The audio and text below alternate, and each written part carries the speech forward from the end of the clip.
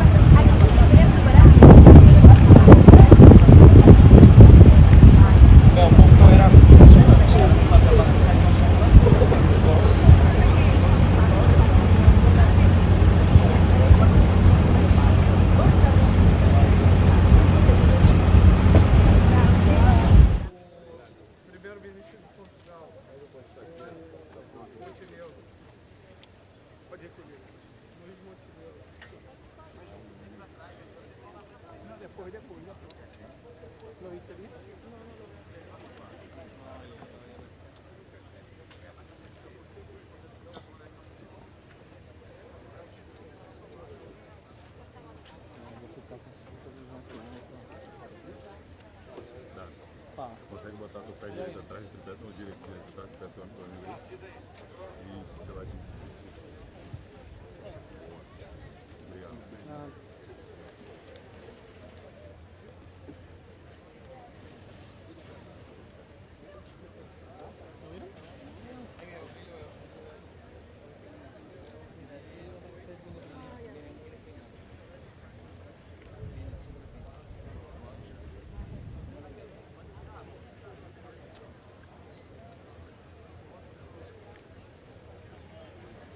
Ixi, a câmera já dando...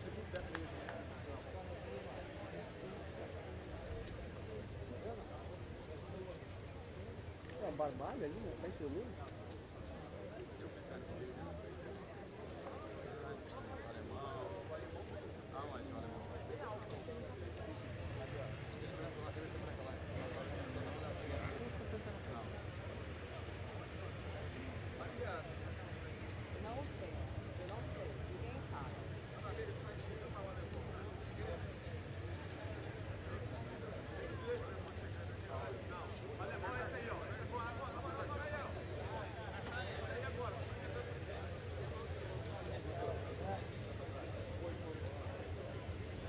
Esse é o alemão?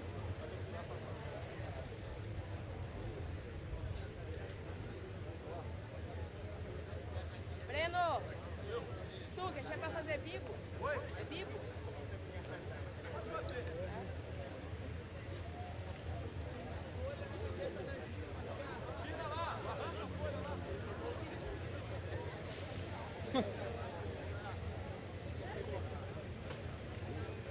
Quer que eu vá?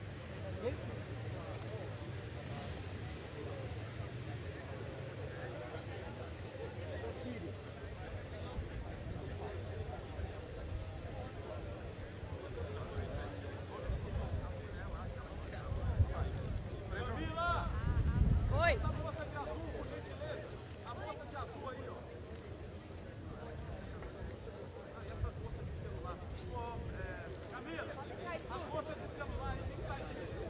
Estampada aí, ó. Sai todo mundo, sai todo mundo. Get out. Get out. Cerimonial, deixa o pessoal sair aí de azul, por favor. De azul aí, ó. Uma parte de mochila.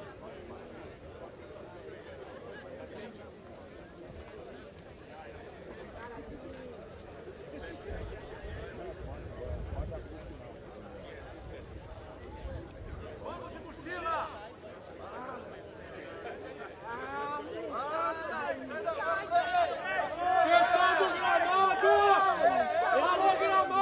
If you're not an authority, get out.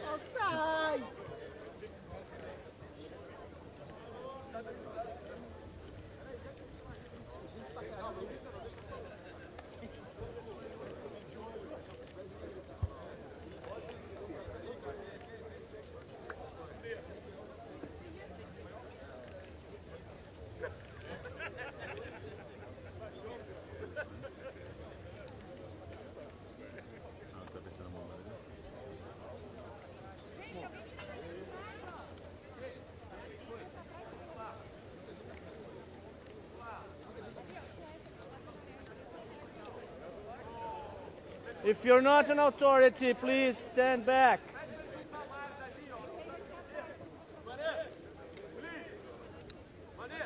Esse cara aqui, ó. O que esse cara tá fazendo aqui?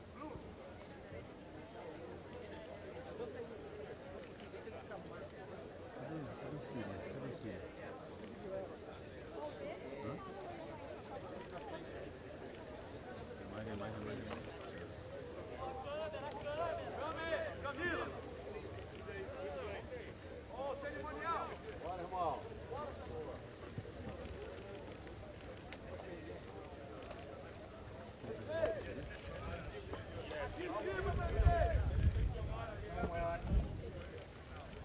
All smiles! Everybody smile!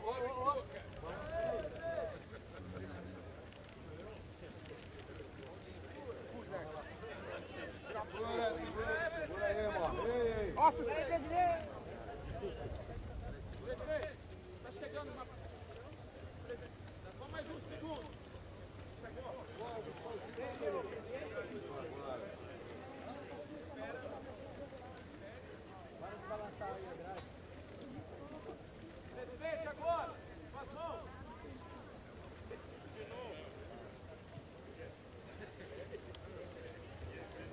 consegue mais levantar as mãos.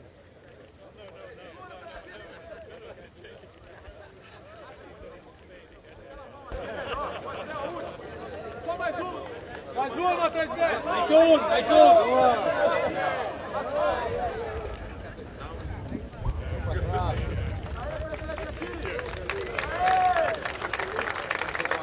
Muito obrigado! Não levanta, não levanta, não levanta. Não levanta, não levanta. Don't stand up! É pica isso aqui!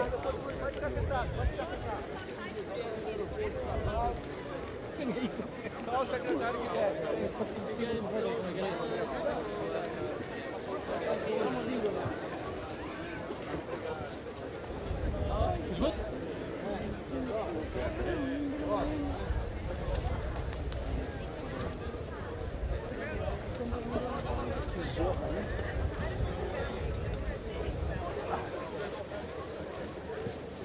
Valeu, irmão, obrigado. Valeu, irmão, obrigado. Obrigado, pessoal. ¿Podemos levantar? Thank you, gracias. No, de nada. Gracias. Siento por la organización. No, todo bien. Te puedo asegurar que es mejor que lo que hubiésemos hecho nosotros.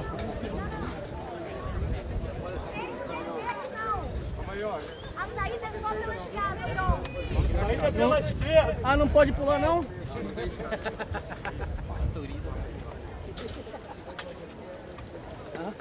That we only exist there. Os três mesmos movimentos, né? Ao vivo, não ao vivo esquizofrênico.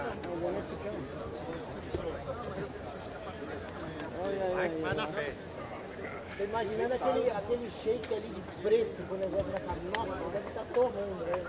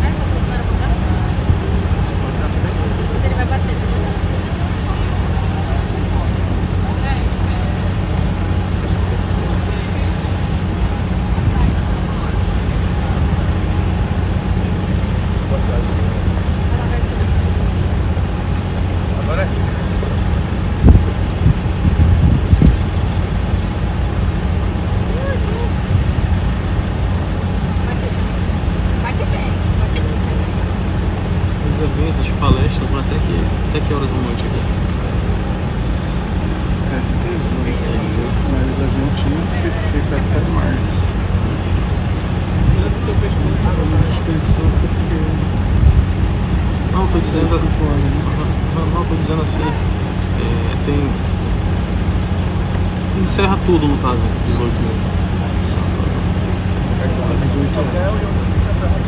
Começa cedo, né?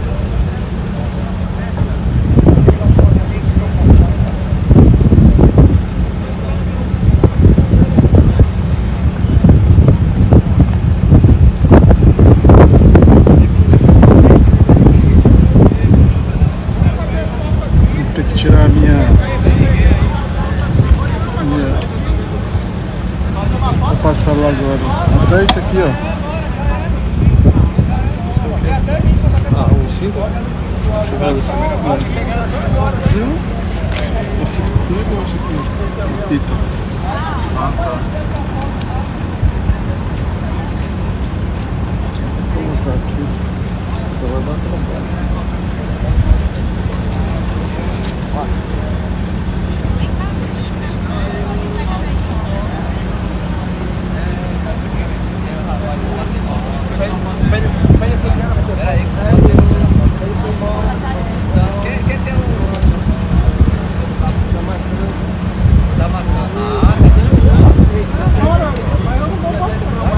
Eu bato isso daqui.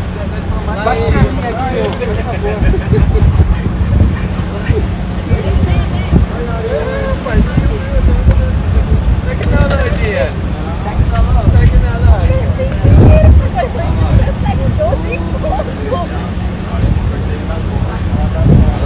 Cop30! Assim é bom, né? Aí no meio não. Bora, gente, vamos lá. Entra. Ele vai bater. Não, eu não vou bater, quem vai bater? Eu bato aqui. Aqui ele. Opa, lá ele, lá ele. Bate lá, você. Bota ele lá mesmo, mano. Renato, boa Cop pra você.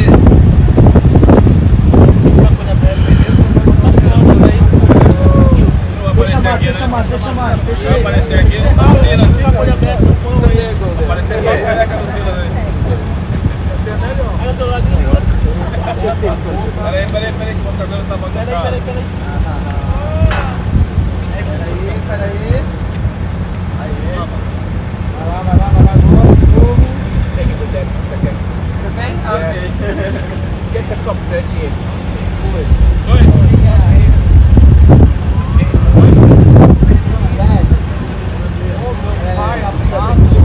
Calma aí,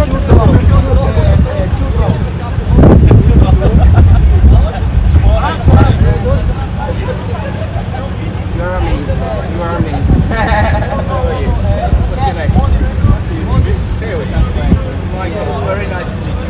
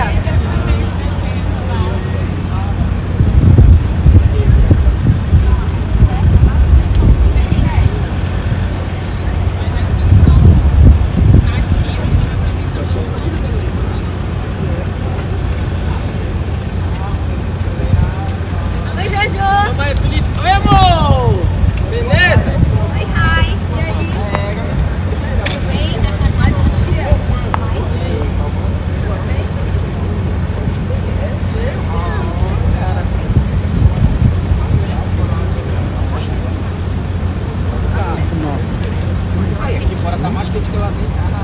Não, o outro tava geladão lá dentro.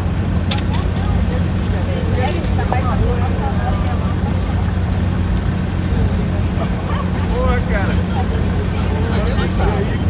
Ele vai fazer. Entendeu? Vai ficar problema.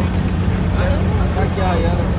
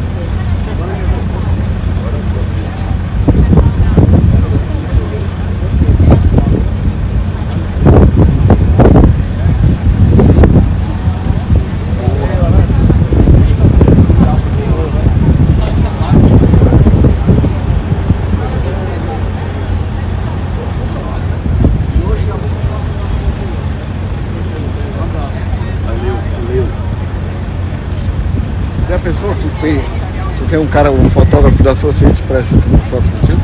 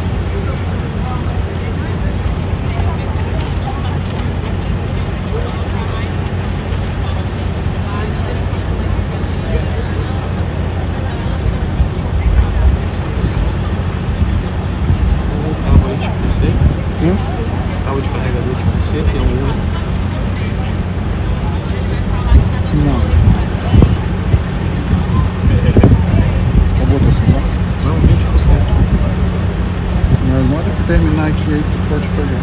Mas se bem que aqui o meu é iPhone. Lá no cara vou buscar.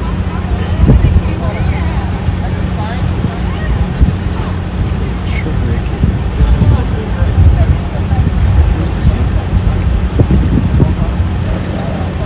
Como tá muito claro, a gente aumenta toda a iluminação.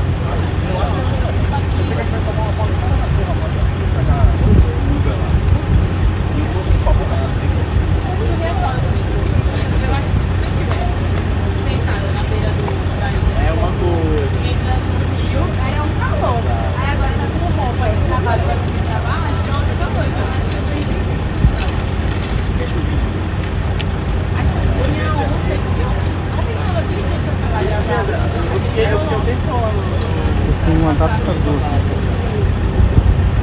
Deixa eu verificar. Deixa eu ver um adaptador.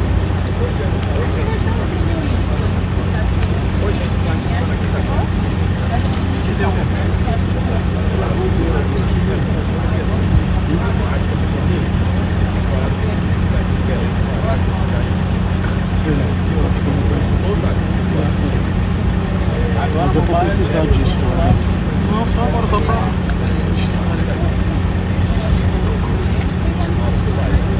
É muito mais prático. Vamos lá, prepara aqui. Eu acho que é melhor aqui no canto. É, por causa pega lá. Ai, ó. Som. Pegou. Ah, lembrança.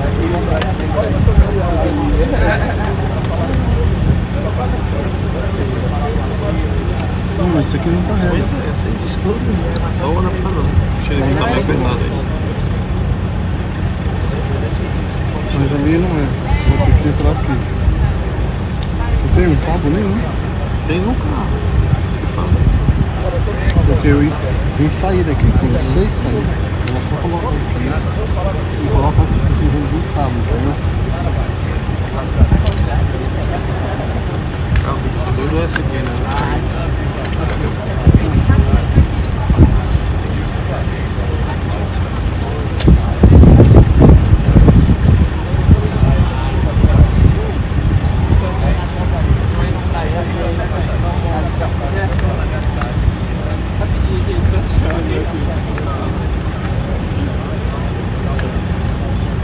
Entrada. Esse iPhone parte por você. Tipo C pro iPhone. Ele é tipo C pro iPhone.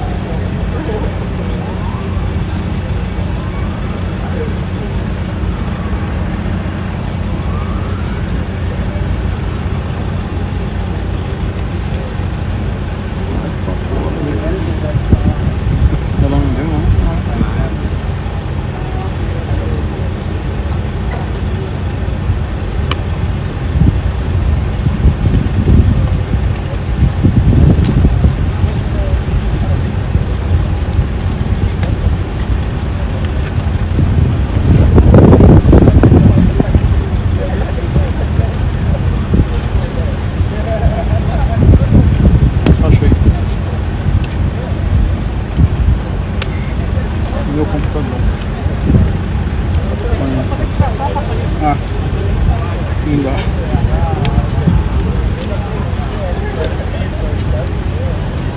Esse cabo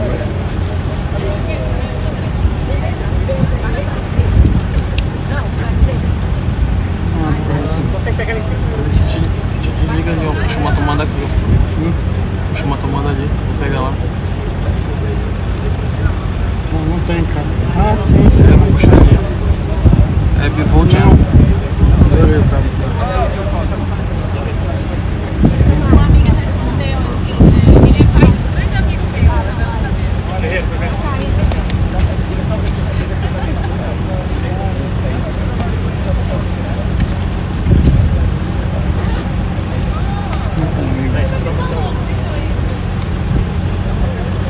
Vou contar com a sorte.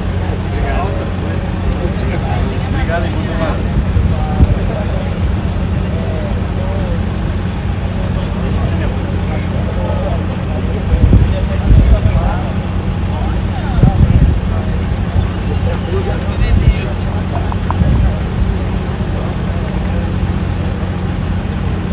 Certo aqui não? Tá? Tá ouvindo? Tô ouvindo.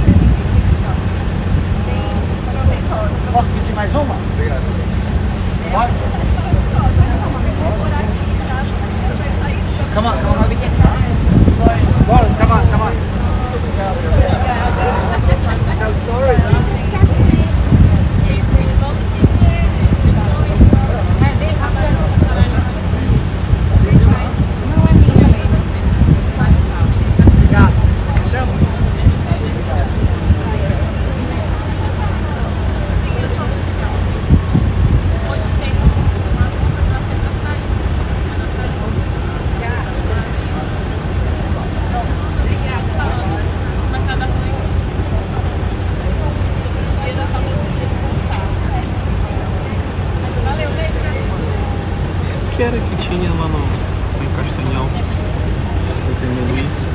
Era uma outra TV, uma TV da China. Mas a gente vai na semana que vem. Eles estação só de água. Eu acho que eles querem pegar alguma plantação de alguma coisa, produção de alguma coisa. Não sei se é de carne, de leite. Porque esse pessoal que eles vão fazer contato com todas as TVs do mundo. Ready, two? You ready to get in? Yes. 1, 2.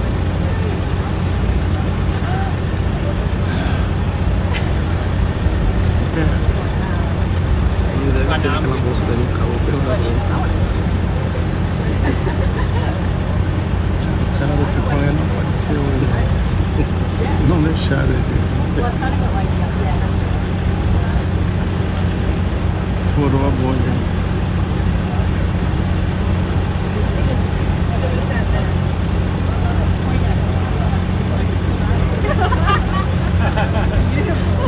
Sadio do G1 Globo News.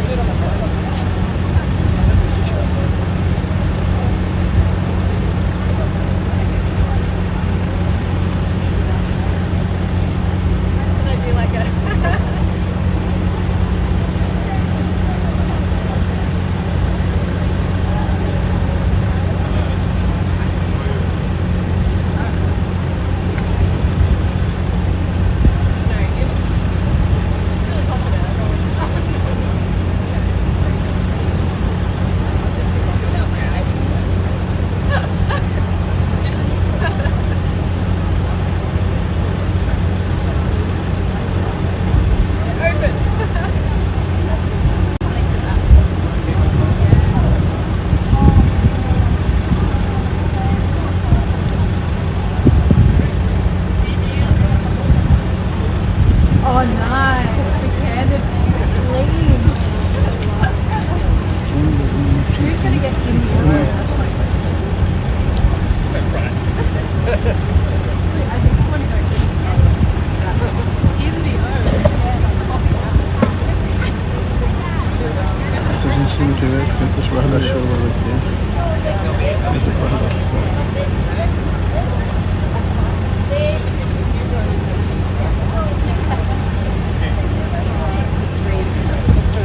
Try and get a bus back.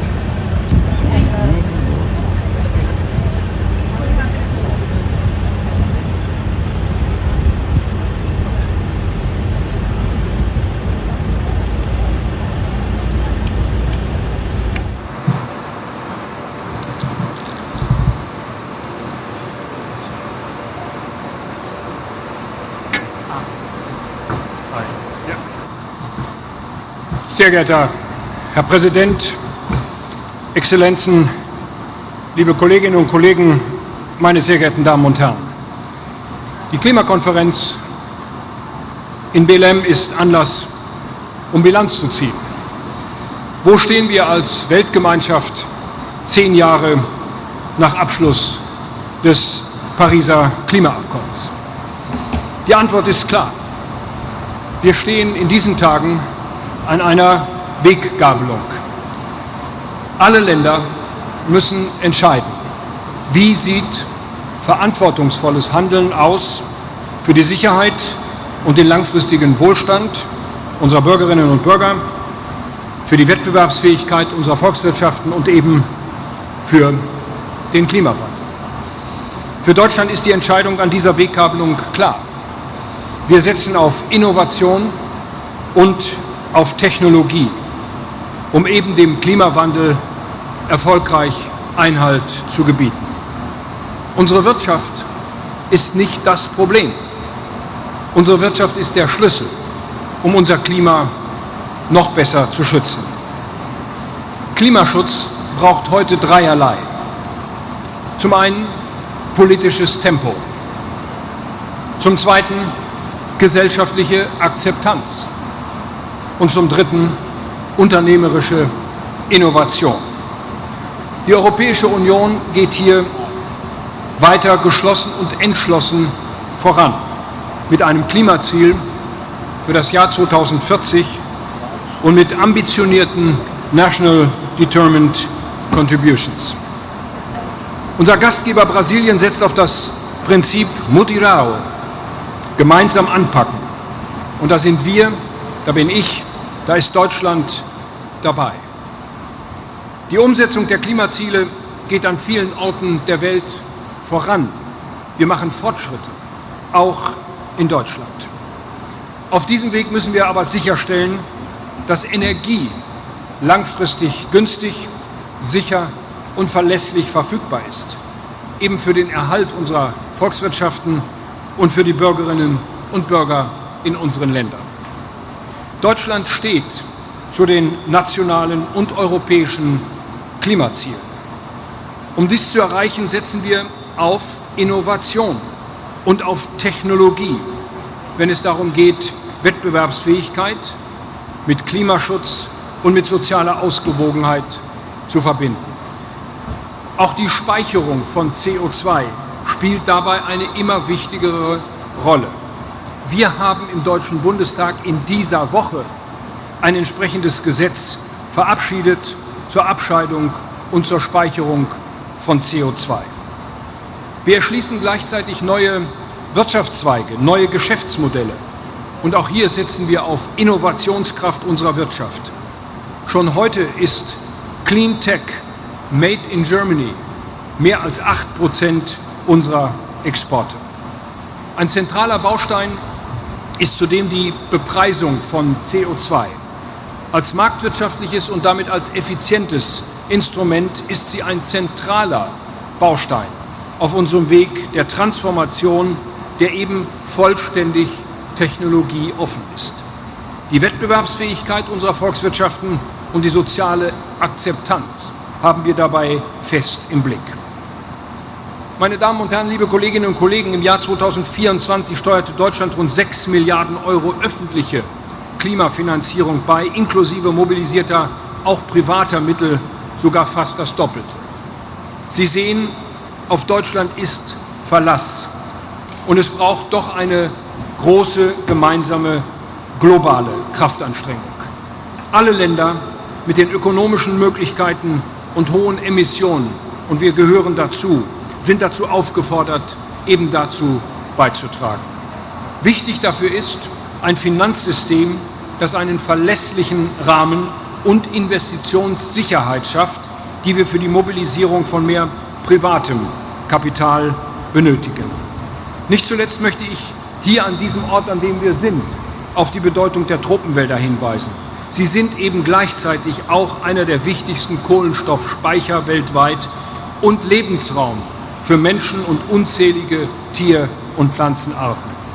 Deshalb ist es mir besonders wichtig, heute von dieser Stelle aus zu sagen, Deutschland unterstützt die Tropical Forest Forever Facility und wir werden einen namhaften Betrag zum Gelingen dieser Initiative beisteuern.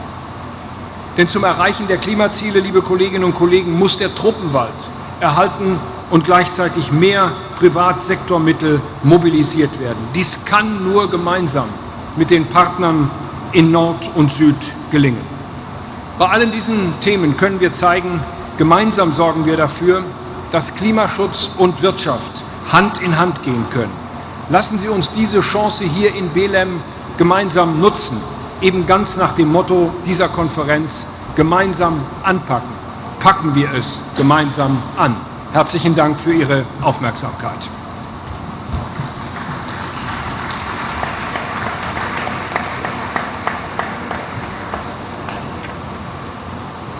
Neste momento, companheiros e companheiras, autoridades participantes dessa segunda mesa temática. Eu queria dizer para vocês que nessa segunda sessão temática da Cúpula de Belém, vamos abordar os desafios para uma transição energética justa, ordenada e equitativa. A ordem do dia prevê a participação do meu amigo, secretário-geral das Nações Unidas, Antônio Guterres, e de um representante da sociedade civil. Na sequência, o chefe de Estado e de Governo farão intervenção de 3 minutos e os representantes de organismos internacionais terão 2 minutos. Agora, antes de eu fazer o meu discurso, eu vou chamar para um vídeo que vai passar para vocês assistirem.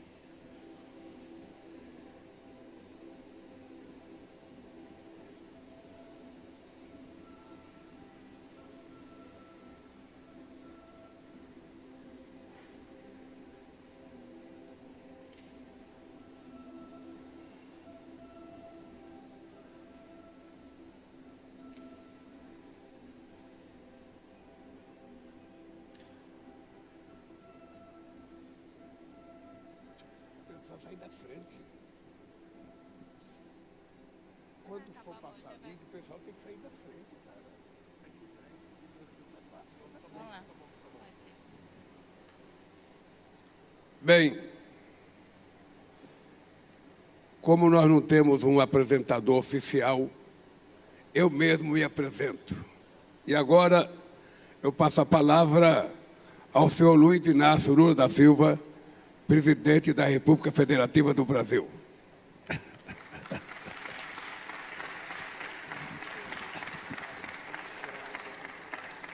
As decisões que tomarmos com relação ao setor energético definirão o nosso sucesso ou o nosso fracasso na batalha contra a mudança do clima.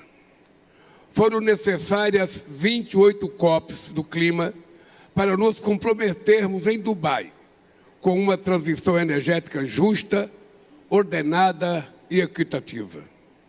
A Terra não comporta mais um modelo de desenvolvimento baseado no uso intensivo de combustíveis fósseis que vigorou nos últimos 200 anos.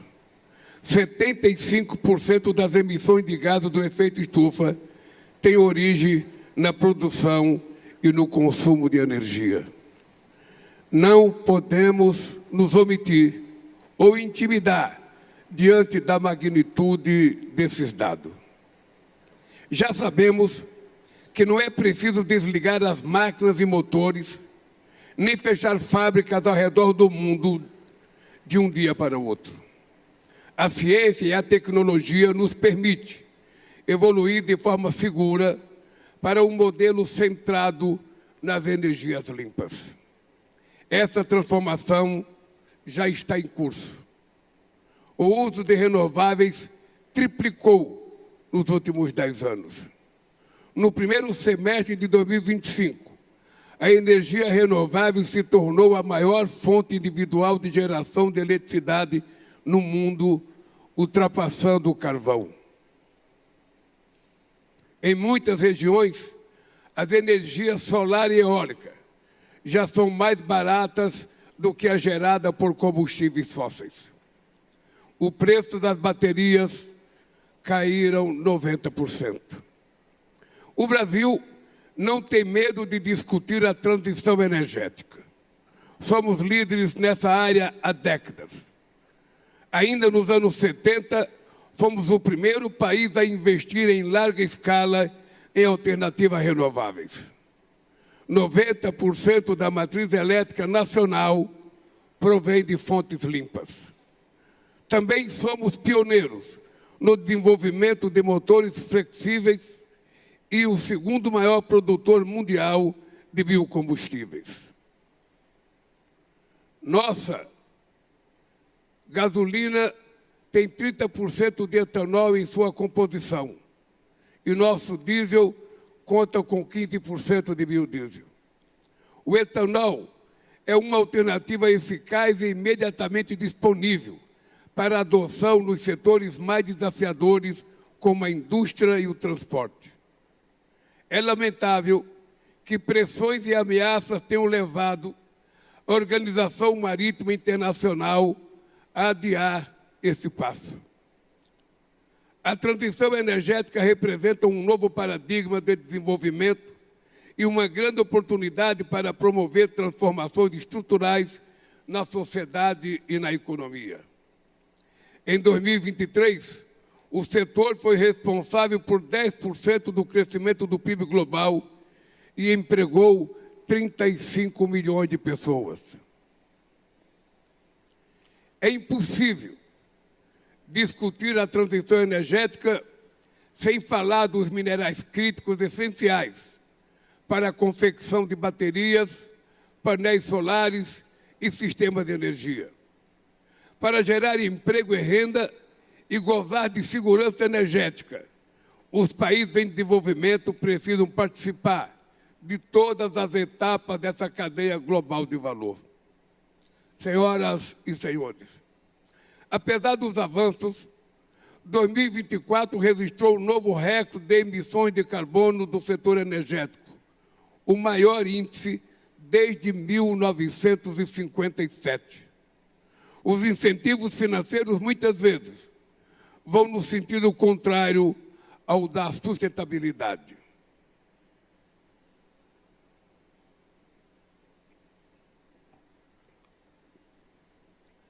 No ano passado, os 65 maiores bancos do mundo se comprometeram a conceder 869 bilhões de dólares para o setor de petróleo e gás.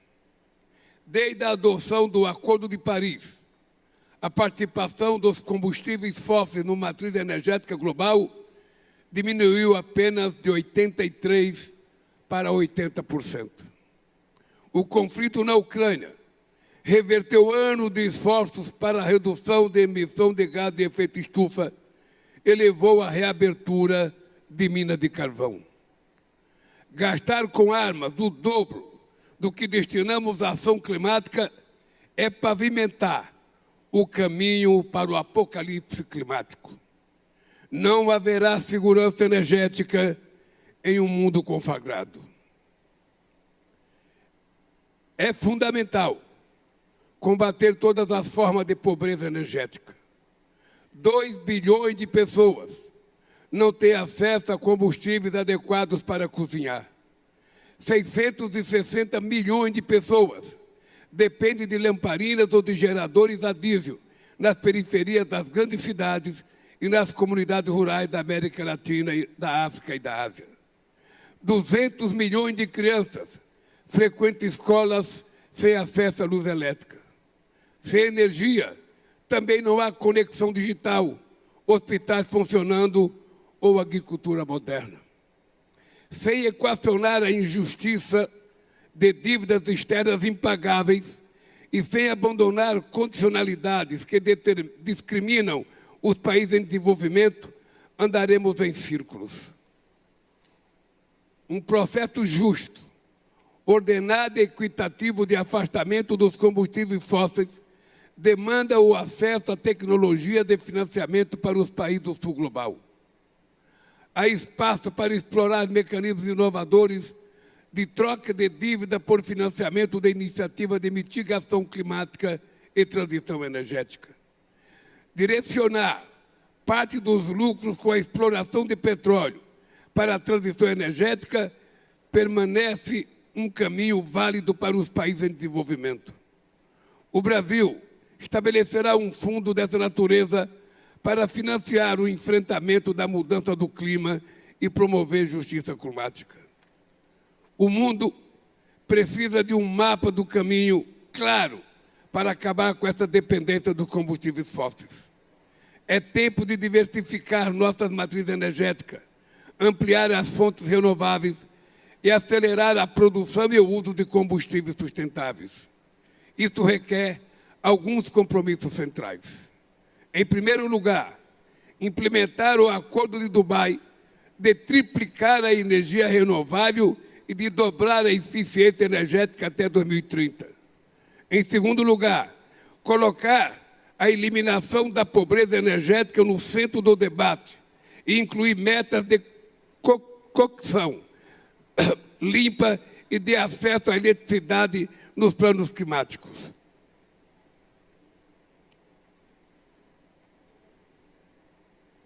Em terceiro lugar, aderir ao compromisso de Belém para quadruplicar o uso de combustíveis sustentáveis até 2035 e acelerar a descarbonização dos setores mais desafiadores. Os cientistas já cumpriram seu papel. Nesta COP, os negociadores devem buscar entendimento. E nós, os líderes, devemos decidir se o século XXI será lembrado como o século da catástrofe climática ou como o momento da reconstrução inteligente. Muito obrigado.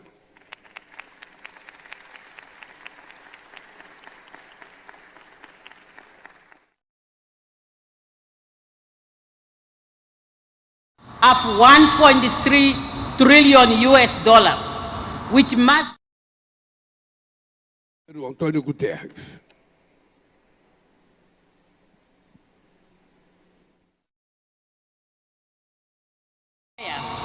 the future will not judge us on the number of COP conferences or other climate-related conference we are hosting, but on the concrete action we have to take to save Mother Earth for her to take care of us now and in the future. I thank you for your kind attention.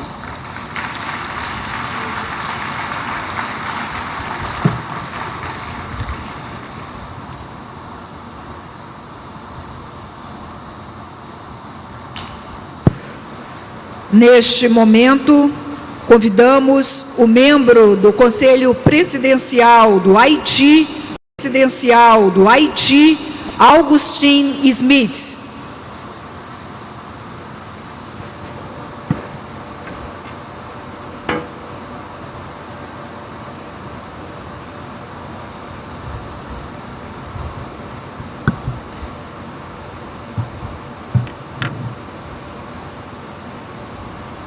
Monsieur le Président, Monsieur le Secrétaire Général, Excellences, Mesdames et Messieurs, les chefs d'État et de gouvernement, Mesdames, Messieurs les chefs de délégation, distingués délégués. C'est avec un profond sentiment de responsabilité que je porte aujourd'hui la voix du peuple haïtien à cette 30e conférence des parties à la Convention cadre des Nations Unies sur les changements climatiques. Je veux premièrement adresser mes sincères remerciements à son Excellence le Président Luis Ignacio Lula da Silva et au peuple brésilien pour leur accueil chaleureux. Je félicite le Secrétaire général des Nations Unies pour son engagement constant en faveur de la paix et de la justice internationale. Excellences, distingués délégués, ma délégation veut rappeler que le réchauffement général de la planète est dû aux activités humaines. Les industries polluantes sont les principales sources des émissions de gaz à effet de serre. Malheureusement, ce sont les pays du Sud qui sont les grandes victimes de phénomènes qu'ils n'ont pas créés. Pour les petits États insulaires au développement, les changements climatiques sont déjà une menace existentielle. Et si l'on parvient à perdre notre territoire, nous perdons notre identité, notre histoire et notre culture. Déjà, les risques sont réels. Si rien n'est fait, des villes côtières et même des îles entières pourront disparaître dans les prochaines décennies à cause de la montée des eaux. Haïti, mon pays, est l'un des États les plus vulnérables au changement climatique.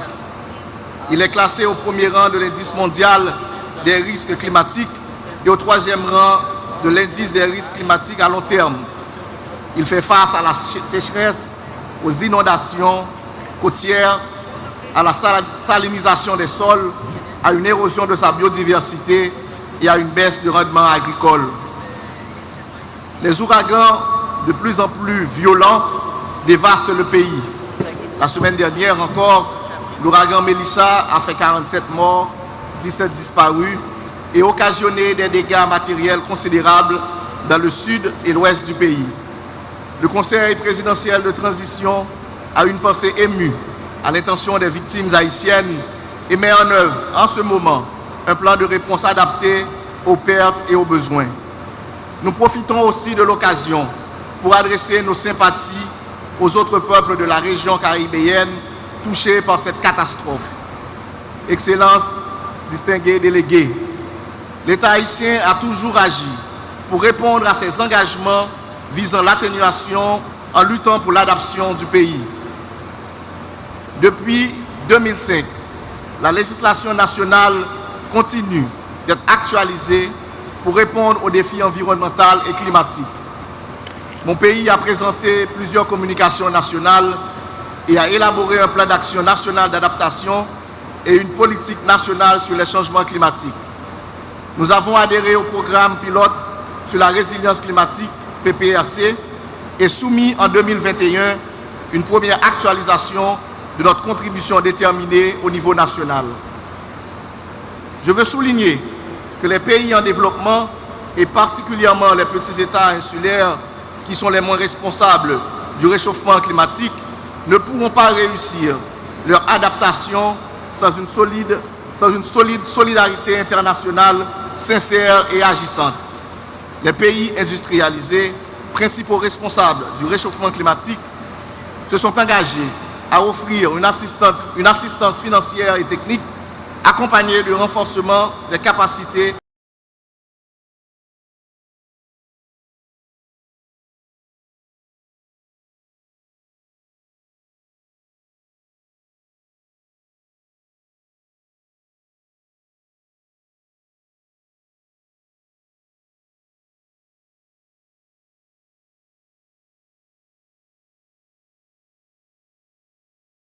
de notre planète commune. Je vous remercie. Merci.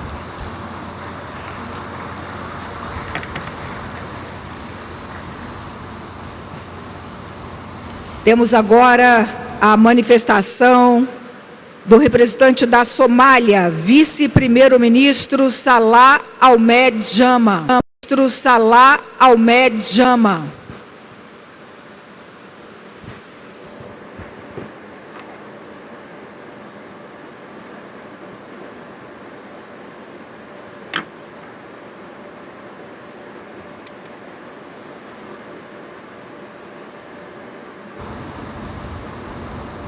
President of Brazil, President Lula, dignitaries, heads of states, greetings to you all. And let me begin by thanking the government and the people of Brazil for their generous hospitality accorded to all of us. Ladies and gentlemen, from the Amazon rainforest to the Congo Basin, from the savannas of Africa to the prairies of North America, the beautiful coast of Rio de Janeiro, all the way to the Sahel coast and the beaches of Mogadishu. Forests are vanishing, water levels are rising, and in turn, people's livelihoods are being disrupted. And we are, in a nutshell, living in a planet in crisis. Therefore, when the President of Brazil and his government chose this venue and this city adjacent to the Amazon forest as the venue for COP30, it is meant to inspire us to think as to what we have and what we need to save that Mother Nature gave us. For those that still continue to question the impact of climate change, perhaps a close look at the unfortunate disasters unfolding in the Caribbean and other small island countries should be enough to give us an alarming bells. The intensity of the Hurricane Melissa is a telling case of climate change impact and it is deadly consequence. I speak on behalf of my country, Somalia, a nation that contributes to less than 0.019% of global green gas emissions, and yet is ranked as one of the top 3 most hard-hit countries in the front line of climate change crisis. For Somalis, climate change is not a distant future. It is here and happening. It is the mother that has to walk tens of kilometers to fetch water. It is the pastoralist that is losing his herds in a matter of no time due to recurring droughts. And it's the child that ends up in a camp suffering from hunger and subject to disease. This is not a statistics, but a story of human suffering and survival.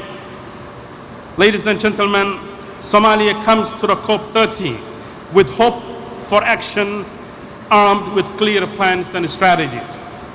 We have submitted our 3rd generation NDC and advanced our National Adaptation Plan, both embedded in our National Transformation Plan.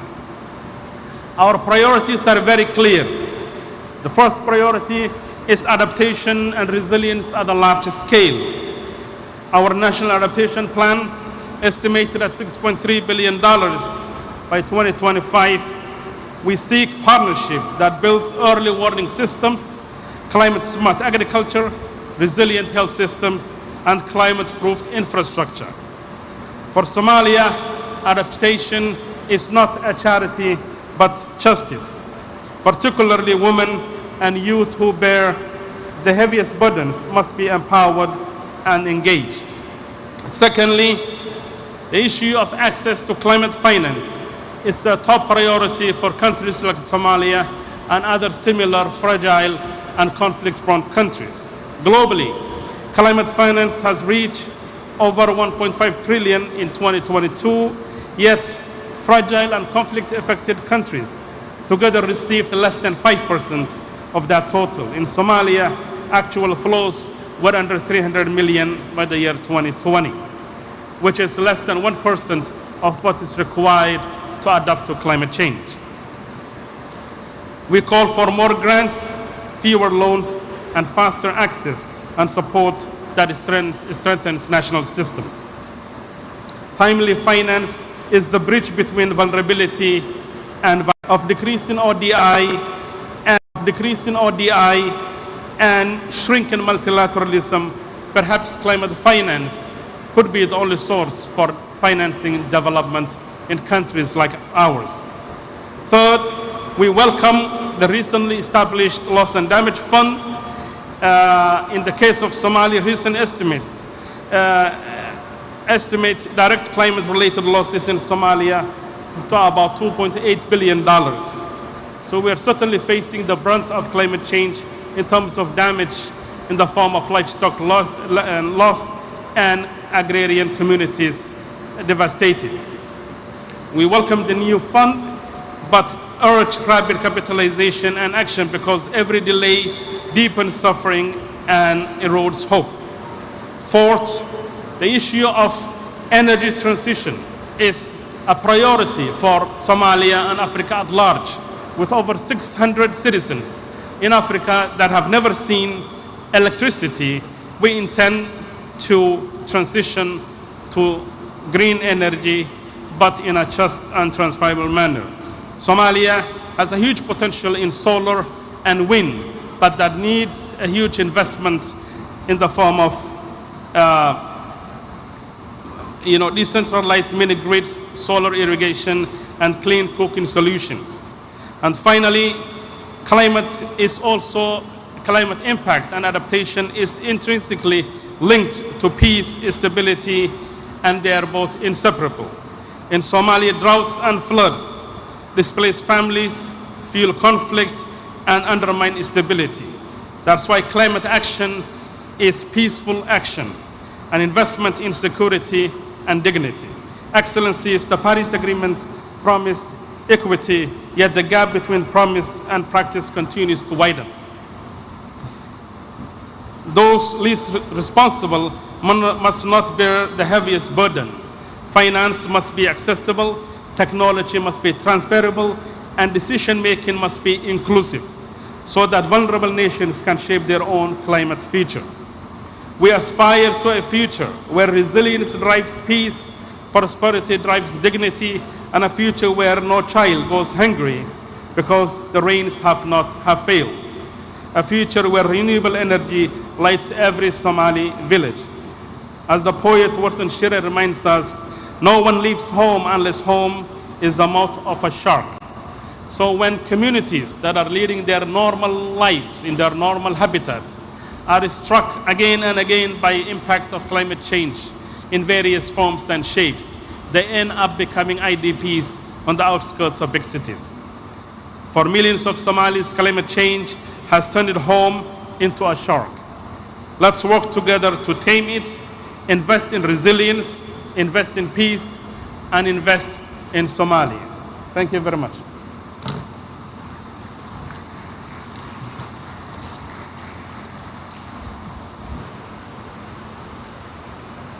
Chamamos agora para a manifestação o vice-presidente da Quênia, Kithure Kindiki.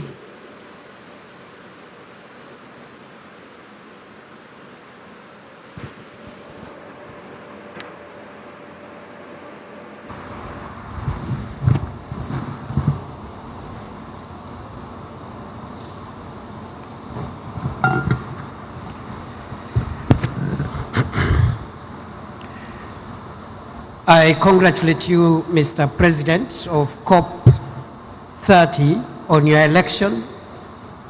And I want to assure you that Kenya will fully support you as you discharge your responsibilities.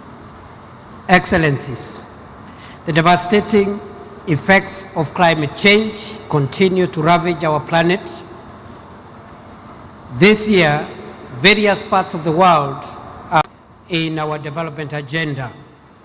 As I traveled here, Excellencies, we are still searching for scores of people who went missing after a mudslide affected one part of our country. And this has become now common than it was before.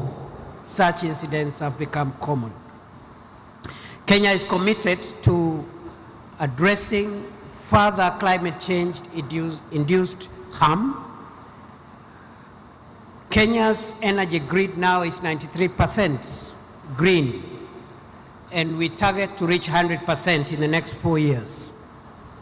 Building on this foundation of green and clean energy, Kenya has updated and submitted a bold and ambitious economy-wide nationally determined contribution focused on greening the energy and industrial sectors in line with the commitments made at the African Climate Summits in Nairobi in 2023 and in Addis Ababa 2024. The two summits have repositioned Africa as a global green growth hub, demonstrating that climate action and development are mutually reinforcing. Excellencies, Africa can help the world in the transition to green energy because Africa has the world's largest untapped renewable energy resources, vast critical mineral resources essential for energy transition, and a youthful demographic that can power the next phase of global manufacturing. However, global investment in Africa has been minimal and slow. Less than 2% of the $3 trillion invested in renewable energy over the last 2 decades has reached Africa, with 600 million people on the continent left without access to energy. Kenya alone needs $62 billion by 2030 to implement our climate commitments. And of this, we've only received $50 million, a paltry 0.08%. The gap between promise and delivery is huge. And sadly, every dollar delayed, every bureaucratic obstacle, and every failed commitment has a human cost. The world should cease to see Africa as an investment risk and see it as an opportunity, an economic opportunity to tap into the continent's abundant, cheap, and clean energy for global green manufacturing. The failure to honor commitments, bureaucratic delays, and the lengthy discussions at the COPs that prioritizes process over delivery are simply cruel and unjust to the millions suffering from the effects of harsh climate today. To achieve different results, 3 things needs to be done. 1, COP30 ought to be the COP which will dramatically change our climate financing architecture from incremental pledges in billions to actual disbursements of the trillions required to match the scale of the climate crisis.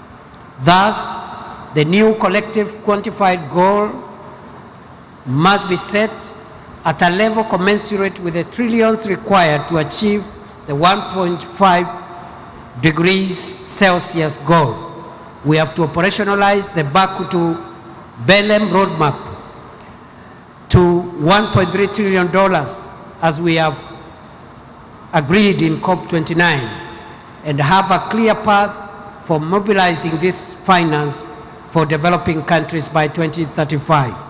This finance must be new and additional to their development, to overseas development assistance, predominantly grant-based, for adaptation, and for loss and damage, designed to avoid compounding Africa's debt crisis. Number two, we must urgently reform the current global financial architecture to make capital more accessible and affordable for climate action in the developing world. And number three, and lastly, climate policies must integrate the empowerment of women, the youth, and farmers to ensure that the benefits of a green economy are equitably shared across communities, gender, and generations, and that the 1 billion people in Africa who lack clean cooking amenities are prioritized. Thank you.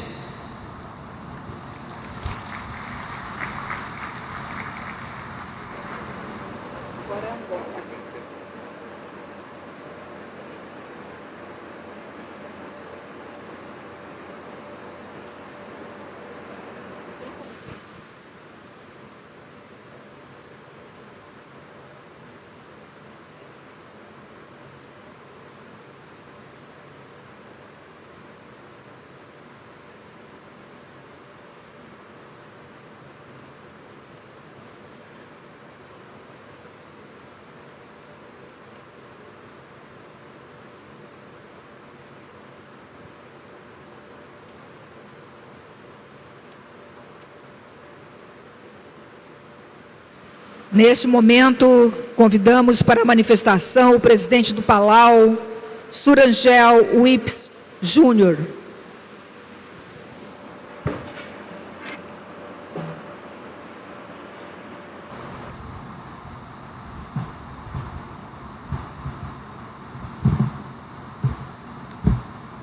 Excellencies, distinguished delegates, and friends, Ali from the big ocean state and island nation of Palau, where the ocean speaks and the land remembers. President Lula, thank you for your warm Brazilian hospitality and for your leadership in hosting Cop30 here in Belém, the gateway to the Amazon. You know, this sacred setting reminds us of what we must protect and the stewardship we must activate. Guided by that spirit, Palau reaffirms its commitment to international cooperation, our most vital tool in confronting the climate crisis. We express deep concern over the reversal by some long-standing climate commitments and the chronic shortfall in our collective ambition. You know, yet this is a moment that we must not weaken our resolve. It must ignite it. We must work together with greater purpose, urgency, and unity. We commend Brazil for its leadership in nature-based solutions and urge it, as COP president, to champion frameworks that value not only restoration, but also preservation of intact ecosystems, both marine and terrestrial. Although Palau's share of global emissions is only 0.00002%, our forests and mangroves make us a negative emitter. And even as a negative emitter, Palau launched its NDC 3.0, reaffirming our leadership from the front line. Our targets are bold, a reduction of 44% from our 2015 levels by 2035, and a pathway to 100% renewable energy with critical support from our partners, Australia, Taiwan, Japan, and the ADB.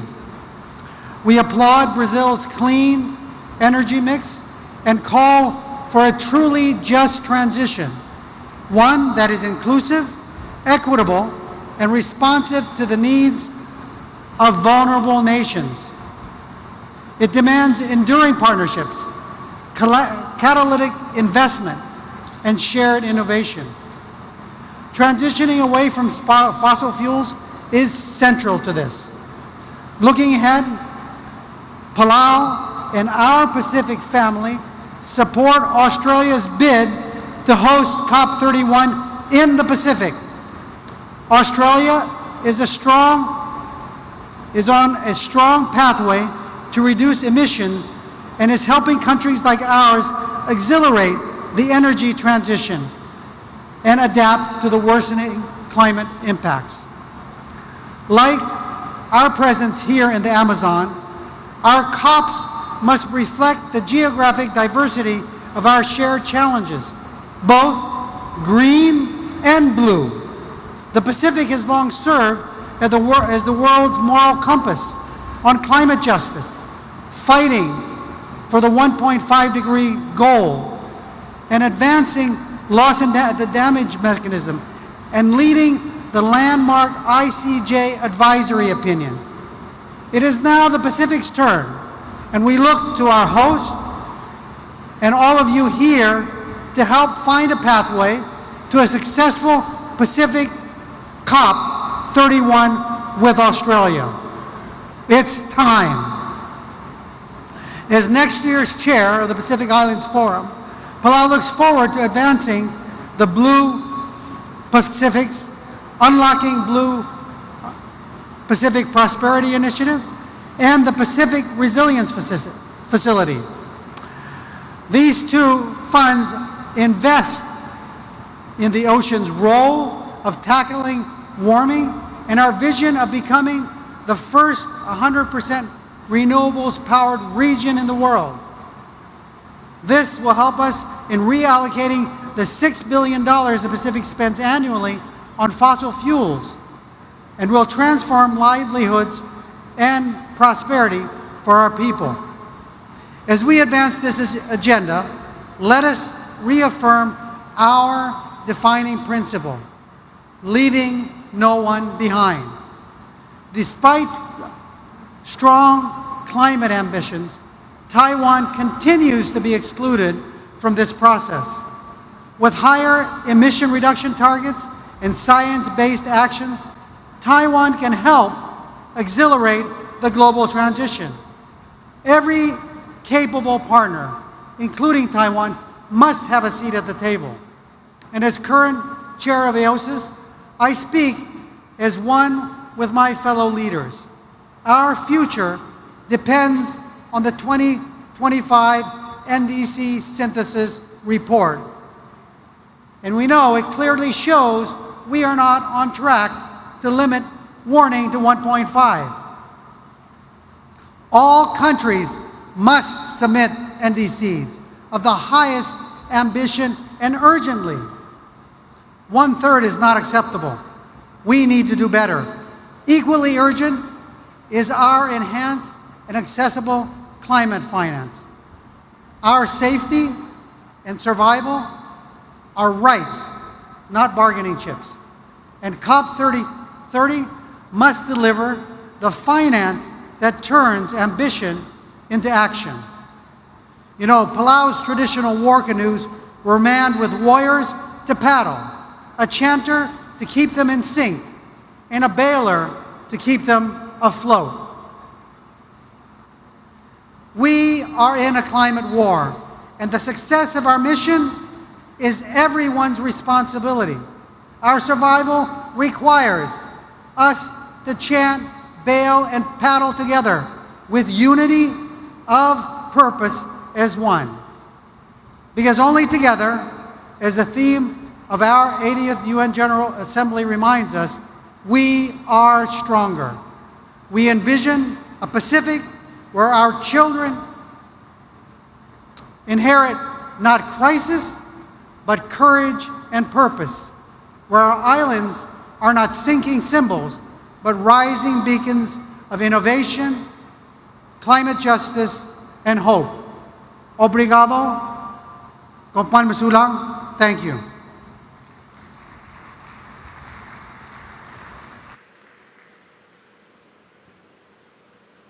Nesse momento, convido para a manifestação a ministra do Meio Ambiente de Angola, Ana Paula de Carvalho.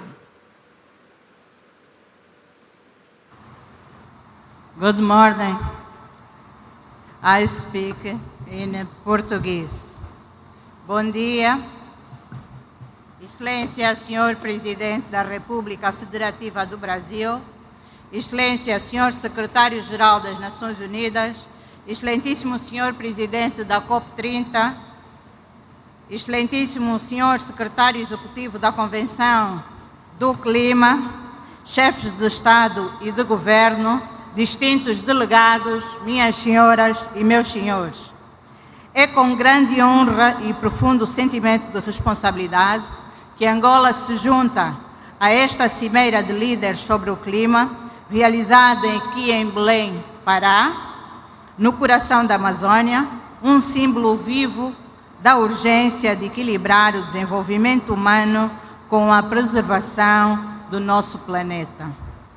Trago a esta plenária uma saudação especial de Sua Excelência João Manuel Gonçalves Lourenço, Presidente da República de Angola, a quem tenho a honra de representar, que por razões de agenda não pode estar presente nesta terceira edição da Conferência das Partes.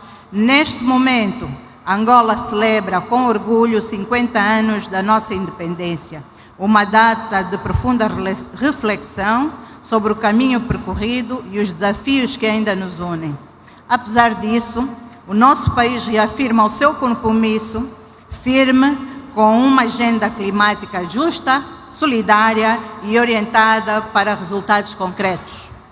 Angola reafirma a sua determinação em contribuir para limitar o aquecimento global a 1,5 graus, bem como o fortalecimento das comunidades vulneráveis para se adaptarem às alterações climáticas.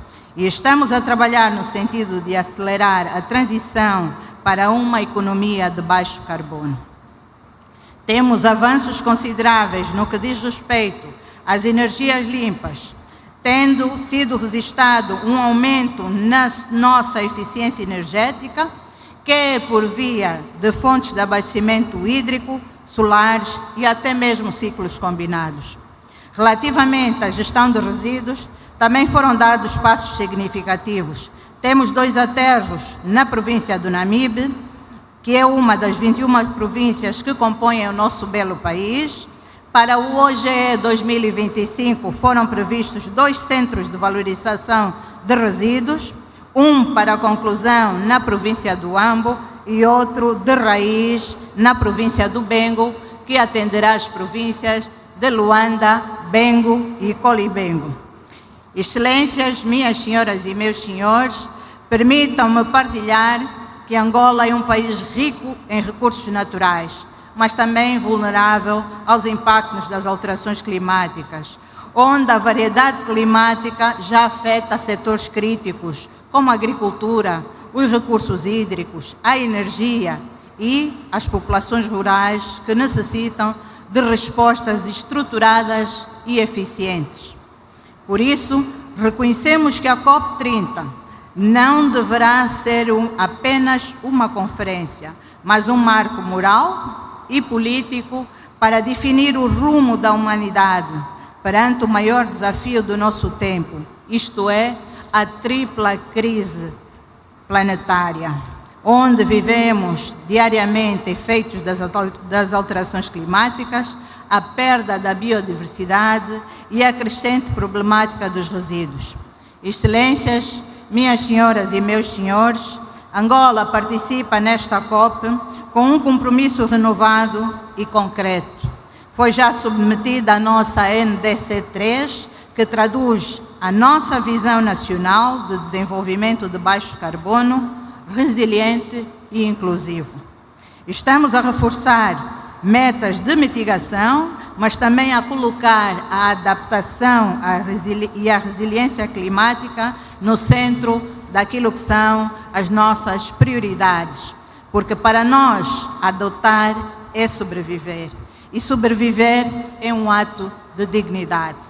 Acreditamos que a transição energética justa representa uma oportunidade histórica para o continente africano e, em particular, para Angola. A transição que respeita as circunstâncias nacionais valoriza o nosso potencial em energias limpas e garante que ninguém fique para trás. Uma transição justa deve ser também uma transição de justiça ambiental, social e econômica. Trata-se de gerar emprego digno, ampliar o acesso à energia e assegurar a inclusão das mulheres e jovens nas soluções climáticas. Estamos igualmente a finalizar o nosso primeiro Plano Nacional de Adaptação, que será submetido a esta COP30. Este plano integra o clima nas políticas de desenvolvimento, visando proteger os recursos hídricos, agrícolas, reforçar infraestruturas e construir comunidades mais resilientes face à seca, cheias, incêndios florestais que se intensificam a cada ano. A conservação da biodiversidade e a gestão sustentável dos recursos naturais são fundamentais para a nossa soberania ambiental, econômica e social.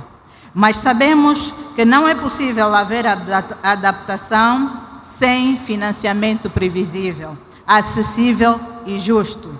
É por isso que nos juntamos à voz dos outros países menos avançados que continuam a enfrentar barreiras desproporcionais para aceder aos fundos que lhes permitem agir.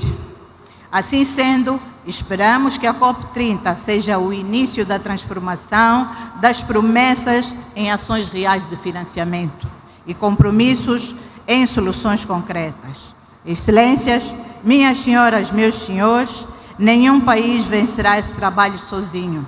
É por isso que Angola defende firmemente a cooperação Sul-Sul como um dos pilares mais importantes para uma resposta global mais equitativa e, por isso, acreditamos no poder da partilha de conhecimento e na solidariedade entre as nações. O mundo aguarda por decisões corajosas desta cimeira, pois a COP30 deve marcar o ponto de virada em que a ambição se traduz em ação, em que os compromissos se tornam implementações e que a esperança volta a ser credível. Angola reafirma o seu compromisso em ser parte ativa da solução, transferindo resiliência, promovendo uma economia verde e inclusiva e defendendo uma agenda climática africana forte e solidária. Termino a minha intervenção com uma frase que alguém escreveu, mas que nós apoiamos. O desafio climático é, antes de tudo, um teste à nossa capacidade de cooperar e de acreditar que o destino da humanidade é comum. Thank you, merci beaucoup, muito obrigada.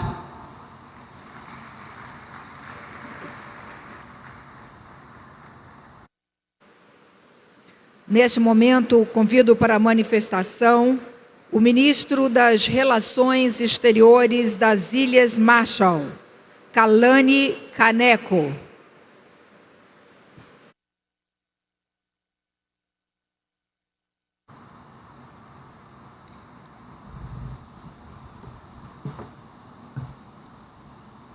Madam President, Excellencies, I want to start by stating my sorrow at the devastation wrought by Hurricane Melissa in the Caribbean.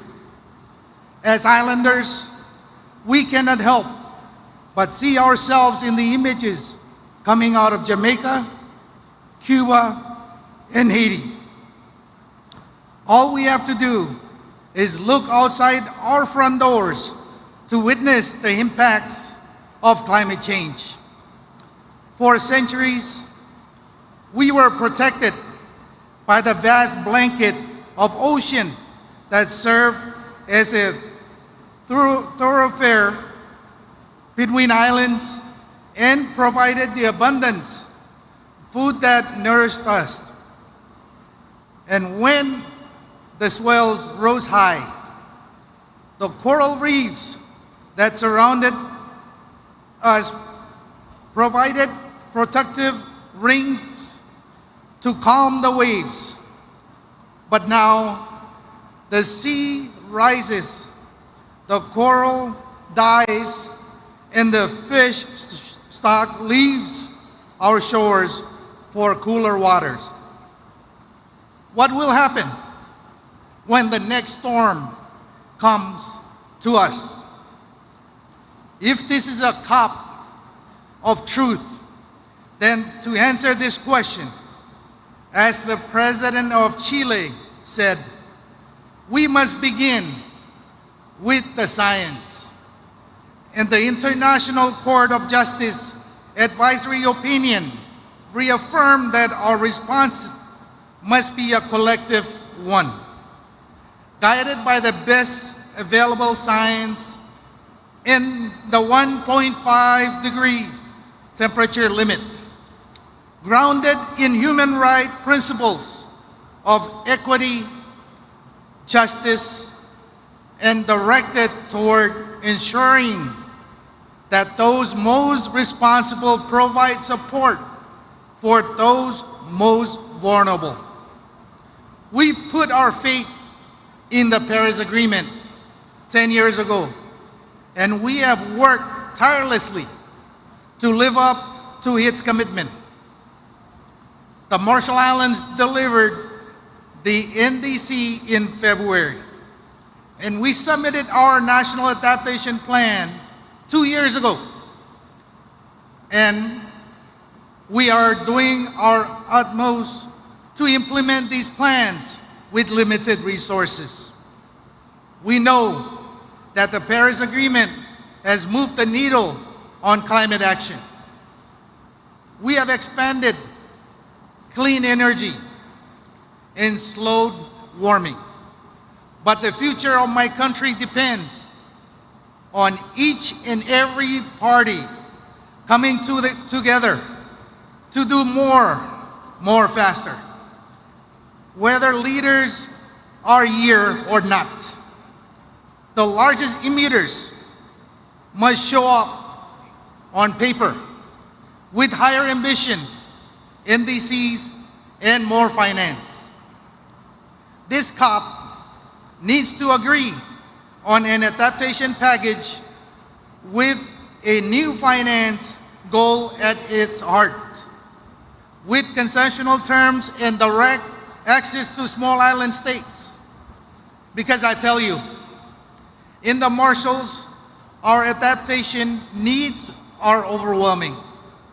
For us and islanders alike, adaptation finance means investing in our survival in the face of hurricanes, wildfires, droughts, famine, and sea level rise. My people have already shown tremendous resilience.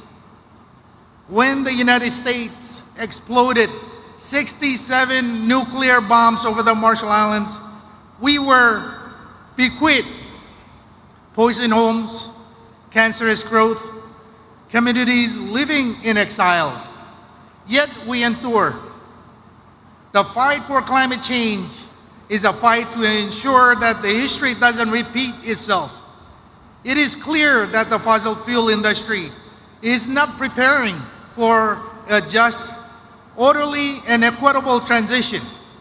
Instead, we see a future of supply shocks, conflict of resources, stranded assets, and the legacy of dangerous climate change being visited upon us to serve the interests of others.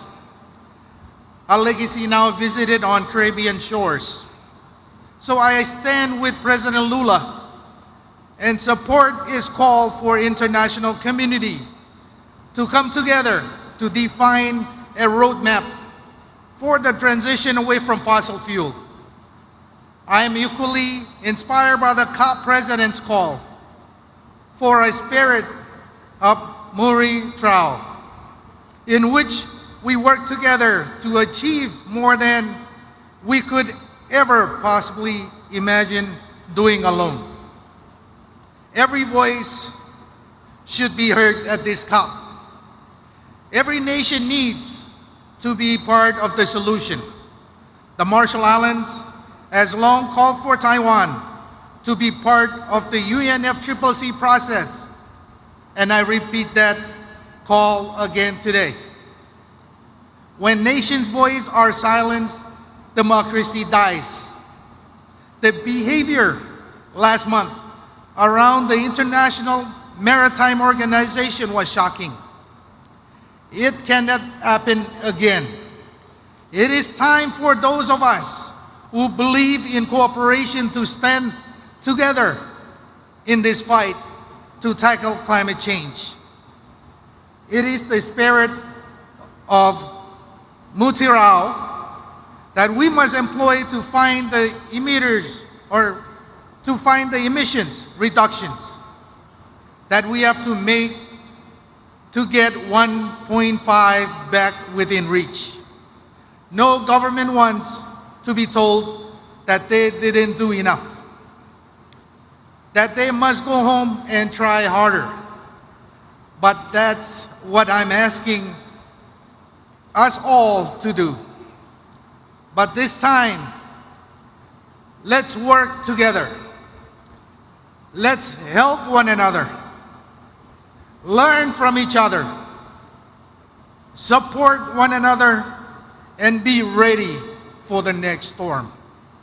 Comoldada, obrigado. Thank you.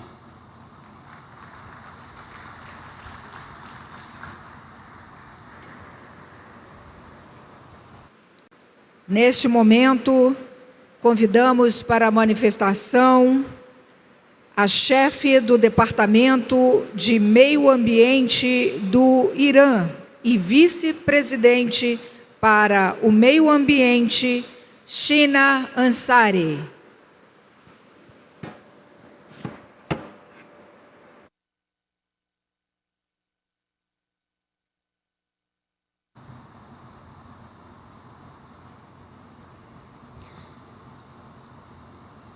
In the name of God, Mr. President, distinguished heads of state and representatives, ladies and gentlemen, at the outset, I wish to express my sincere appreciation to the government and people of Brazil for hosting the Cop30 emblem.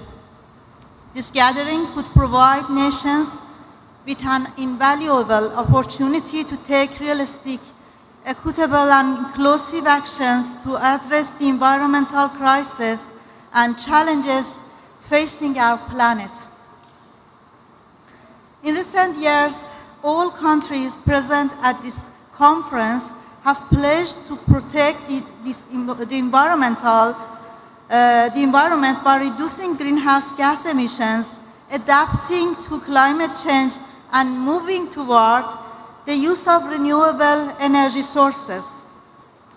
Despite facing unilateral coercive measures as well as imposed restrictions on access to modern technologies, knowledge, financial support, and foreign investment, the Islamic Republic of Iran has achieved remarkable progress while considering further steps to take in the coming years.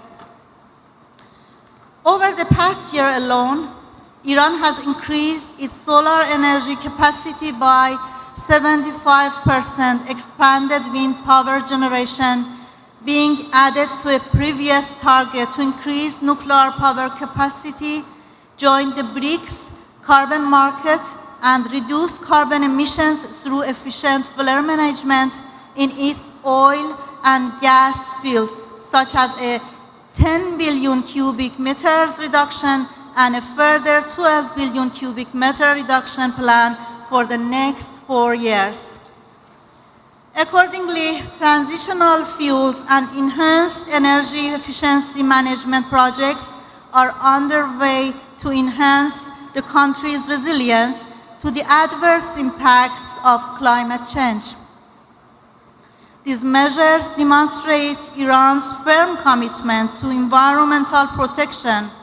It also emphasizes that despite the mentioned challenges, the Islamic Republic of Iran continues to strive to uphold the right of its people and others to a clean and healthy environment. This does not mean that we overlook major environmental challenges such as prolonged drought and rising temperature, approximately 1.8 centigrade, and a 50 millimeter decline in precipitation over the 50-year period. Rather, it emphasizes that despite all obstacles and being deprived of technology transfers envisioned in the Convention, the Islamic Republic of Iran continues its efforts. Mr. President, the United States, in coordination with its regional proxy, the Zionist regime, has launched military aggression against the Islamic Republic of Iran. This act not only violates international law and constitutes war crimes, but has also caused extensive and lasting environmental destruction. Among the most serious consequences was the release of over 50,000 tons of carbon emissions in Tehran alone. The reckless attacks on Iran's peaceful nuclear energy facilities represent a blatant and deliberate crime that could have led to one of the world's largest environmental catastrophes. This act of aggression is alongside with the 2 years ecocide and a variety of war crimes committed by this outlaw regime in Gaza. These crimes were not only a massacre of innocent people, women and children, but also caused deep environmental damage. Ladies and gentlemen, the Islamic Republic of Iran, while firmly recognizing the inherent environmental and humanitarian threats, continues to believe in the power of international cooperation. Iran stands ready to share its local knowledge and experiences and to engage constructively with other nations and international institutions in advancing our common environmental goals. We are heirs to one earth and one destiny. May we act with respect and justice so that we may pass on a sustainable legacy to future generations. Thank you.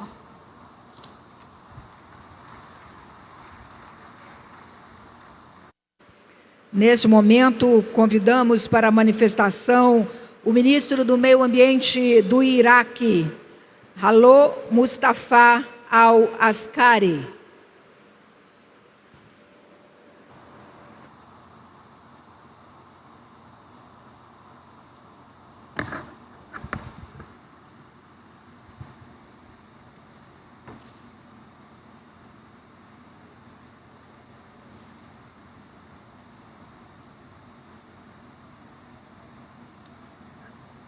Mr. President, Your Excellencies, distinguished esteemed participants, good afternoon. From Mesopotamia, the land of Iraq, we extend our greetings to you, to Brazil, the home of the Amazon, the lung of the earth, and an active contributor to climate equilibrium throughout the Holocene epoch. It's an honor for me today to represent my country, Iraq, and I'm pleased to convey the greetings of the Iraqi people and the government, along with their appreciation to the Republic of Brazil and the United Nations for organizing and hosting the COP30. This conference is being held in amid of growing global environmental challenges and the increasing impacts of climate change, reminding us that the destinies of our water and air are one, and that the environment knows no borders. And between the Tigris and Euphrates, Iraqi marshes, mountains and desert, and the Amazon, there is a historical and continuous solidarity. Ladies and gentlemen, we gather today at COP30 making the 10th anniversary of the adoption of the Paris Agreement, and at a time when the world faces an undeniable reality that the current trajectory of updated NDC does not place us on the right track toward achieving the goals of the Paris Climate Agreement. In the context, we call at the conference for a clear and measurable commitment to climate finance and for the equitable support to be directed toward vulnerable countries and communities with limited adaptive capacity as a fundamental human right. Today, Iraq announced tangible progress on its climate action pathway. We have submitted our second nationally determined contribution 2025 to 2030, which serves as the overarching framework and roadmap for climate action in the country. In this document, we have raised our level of ambition to reduce greenhouse gases emissions in full commitment to the Paris Agreement and its provisions. In addition, we have launched 6 other key documents related to climate action. On the other hand, Iraq has taken a significant institutional step by establishing the State of Company for Carbon Economics, aimed at operationalizing the mechanism of Article 6 of the Paris Climate Agreement, engaging with regional and global markets, and put the foundation for a national carbon market. In today's conference, we reaffirm that Iraq is among the world's key contributors to global energy supply and will continue to play this vital role in ensuring the stability of energy and oil markets. However, in parallel, Iraq is advancing the implementation of clear and comprehensive plan to reduce carbon footprint of the energy and oil industry, as well as to reduce methane emissions. This plan includes ending routine flaring of associated gas by 2028 and improving the efficiency of oil industry operations, expanding renewable energy capacity to reach 12,000 megawatts. In terms of exposure to climate change and the challenges of adaptation and environmental resilience, water scarcity has become an extensional challenge in Iraq, alongside it, waves of drought, desertification, and sand and dust storms are intensifying. The marshes of the southern of Iraq are experiencing frequent droughts that have affected more than 90% of their historical area. Similarly, the mountains and forests of Kurdistan region, as well as the natural ecosystem in eastern and western Iraq, face the same problem.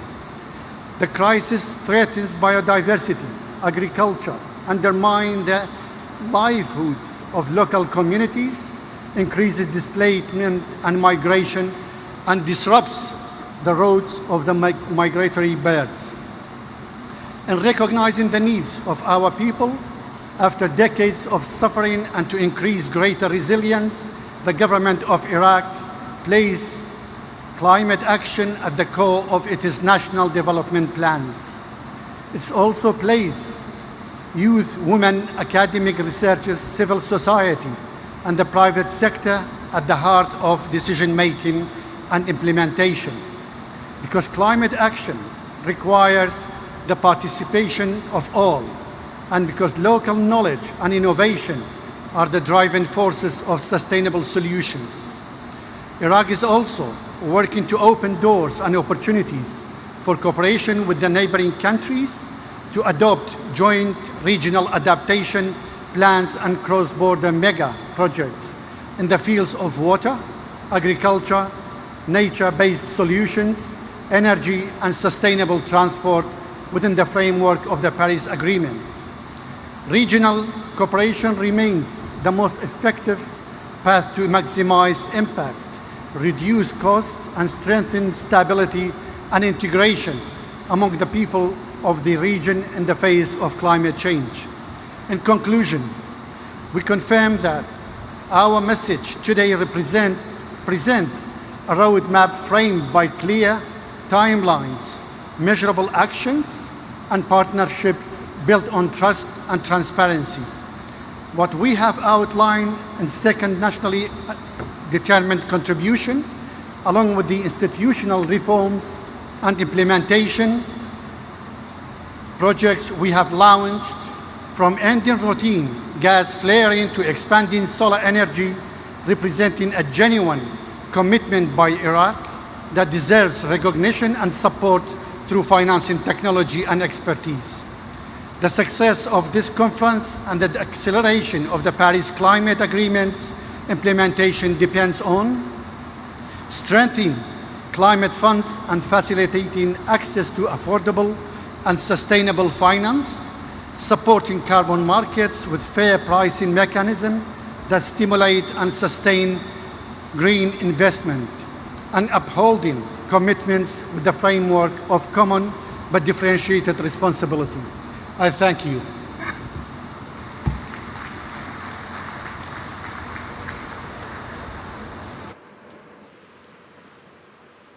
Neste momento, convidamos o ministro do Meio Ambiente da Jordânia, Ayman Suleiman.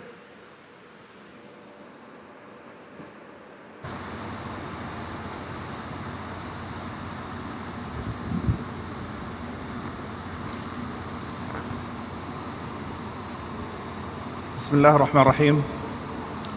Mr. President Lola, Mr. Secretary General, Mr. President of Cop30, Excellencies, distinguished guests, good afternoon. On behalf of His Majesty King Abdullah II and the Hashemite Kingdom of Jordan, I extend our sincere appreciation to the Republic of Brazil and to the people of Belém for hosting this important gathering in the heart of the Amazon, an emblem of nature's richness and fragile alike. We convene once again as soon as the global family, united by the shared duty of safeguarding the planet and to protect the generations that will inherit it. In our region, the Middle East, climate change is not a distant threat.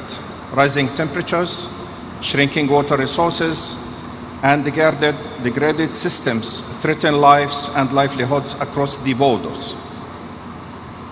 Conflict only magnifies these risks, destroying land, marine life, and vital water resources, and displacing millions of people. Jordan has long carried the human consequences of regional crisis. This reality places the pressure on our scarce resources, particularly water, and intensifies our vulnerability to climate shocks. Yet, despite these challenges, Jordan has chosen a path of a proactive action and unwavering commitment. At COP27, His Majesty launched the Climate Refugees Nexus initiative, a call to link climate action with the realities of forced displacement of people. Today, that initiative continues to gain commitment, with dozens of nations joining to ensure that refugee hosting countries receives the recognition and the support they deserve. Jordan continues to advance ambitious climate policies anchored in justice and resilience. We are expanding renewable energies, supplying more than a quarter of our electricity from solar and wind. We are expanding water reuse and sustainable agriculture, and restoring ecosystems degraded by the drought and overuse. We are developing green hydrogen projects and regional partnerships to drive a just transition for our people. These efforts form the backbone of our updated nationally determined contributions, reflecting our vision for a climate resilience and low carbon future. But ambition without solidarity will not suffice. We urge this COP to ensure that the new collective quantified goals on the climate finance reflects the principles of fairness, transparency and accountability, and addresses the priority of the vulnerable, including host nations like Jordan, to carry a disproportionate share of global responsibility. The displacement and environmental degradation demand a holistic, inclusive approach, one that unites our efforts for climate peace and humanity dignity. Excellencies, Jordan stands ready to work with all partners on both regional and global levels to advocate practical, evidence-based solutions that empower communities, protect ecosystems, and secure a livable future for all. We call for renewed trust in a multilateral trust built on tangible results, equitable financing, and shared responsibilities. Because in the end, the fight against climate change is a fight for a life itself. And in that fight, no country can stand alone. Thank you.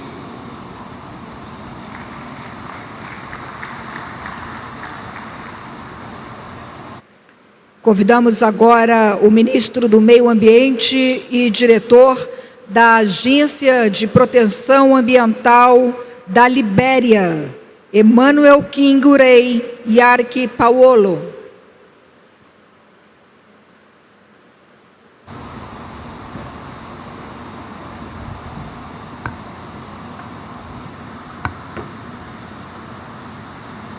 Mr. President, Excellencies, distinguished ladies and gentlemen, on behalf of His Excellency Joseph Yuma Boakai, Senior President of the Republic of Liberia and the resilient, peace-loving people of Liberia, I extend our deepest appreciation to the government and people of Brazil for their hospitality and for hosting this landmark COP30 in Belém, the heart of the Amazon.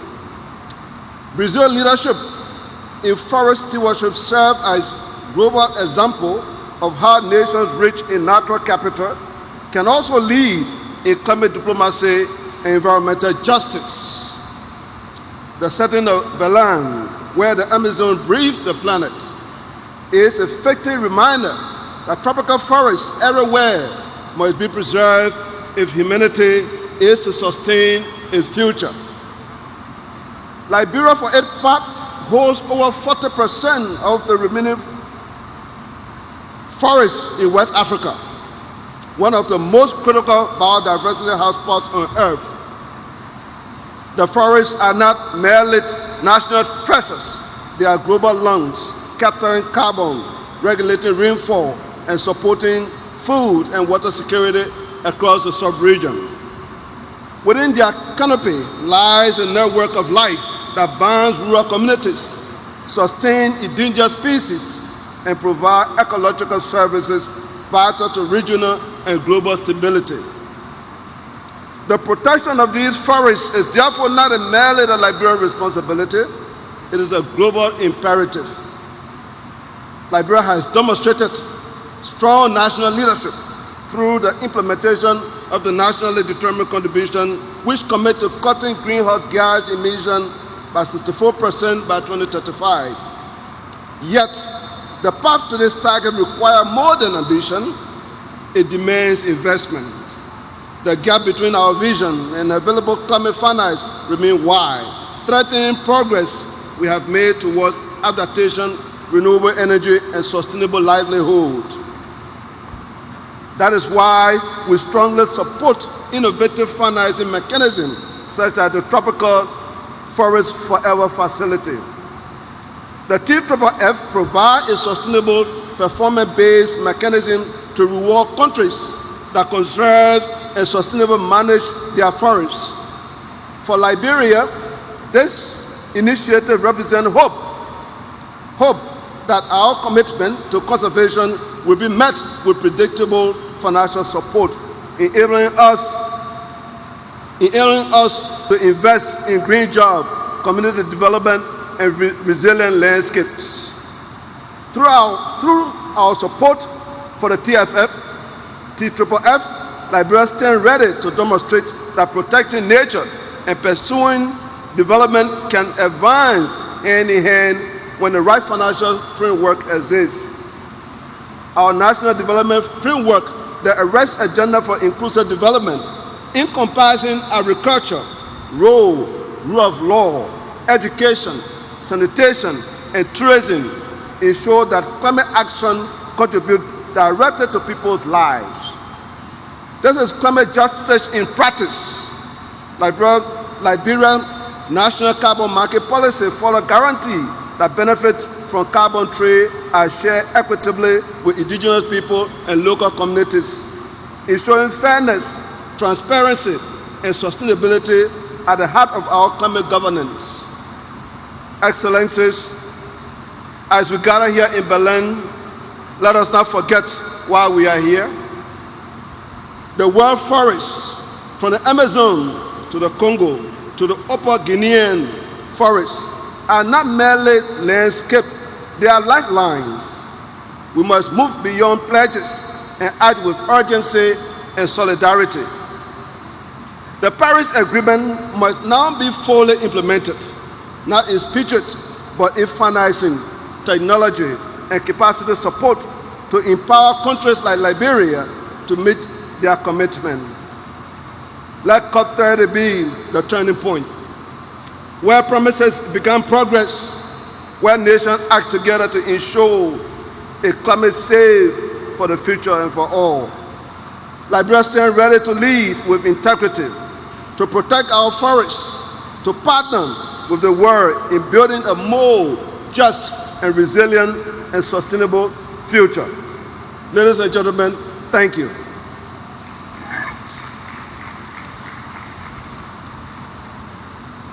Convidamos nesse momento o ministro do Meio Ambiente da Mauritânia, Messouda Barhan Mohamed.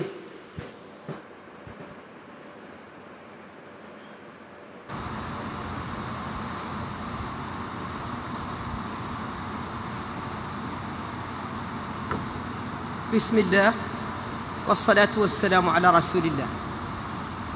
أصحاب الفخامة والسمو والمعالي والسعادة، أيها الحضور الكريم، يشرفني أن أتحدث إليكم اليوم باسم فخامة رئيس الجمهورية السيد محمد الشيخ القزواني رئيس الجمهورية الإسلامية الموريتانية بمناسبة انعقاد هذه القمة لقادة مؤتمر الأطراف الثلاثين. اسمحوا لي في البداية أن أعبر عن خالص امتناننا لفخامة الرئيس لولا دا سيلفا ولحكومة والشعب البرازيل الصديق على حفاوة الاستقبال وكرم الضيافة الأخوية.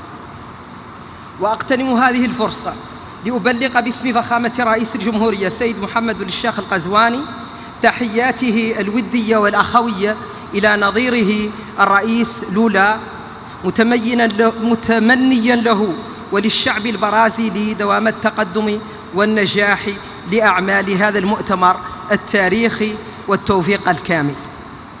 أصحاب الفخامة، أيها السادة والسيدات، نجتمع اليوم في مدينة بلم في قلب الأمازون، هذا المكان الرمزي الذي يجسد ثرواتنا الطبيعية، يجسد جمال ثرواتنا الطبيعية وجمال كوكبنا وهجاشته في آن واحد.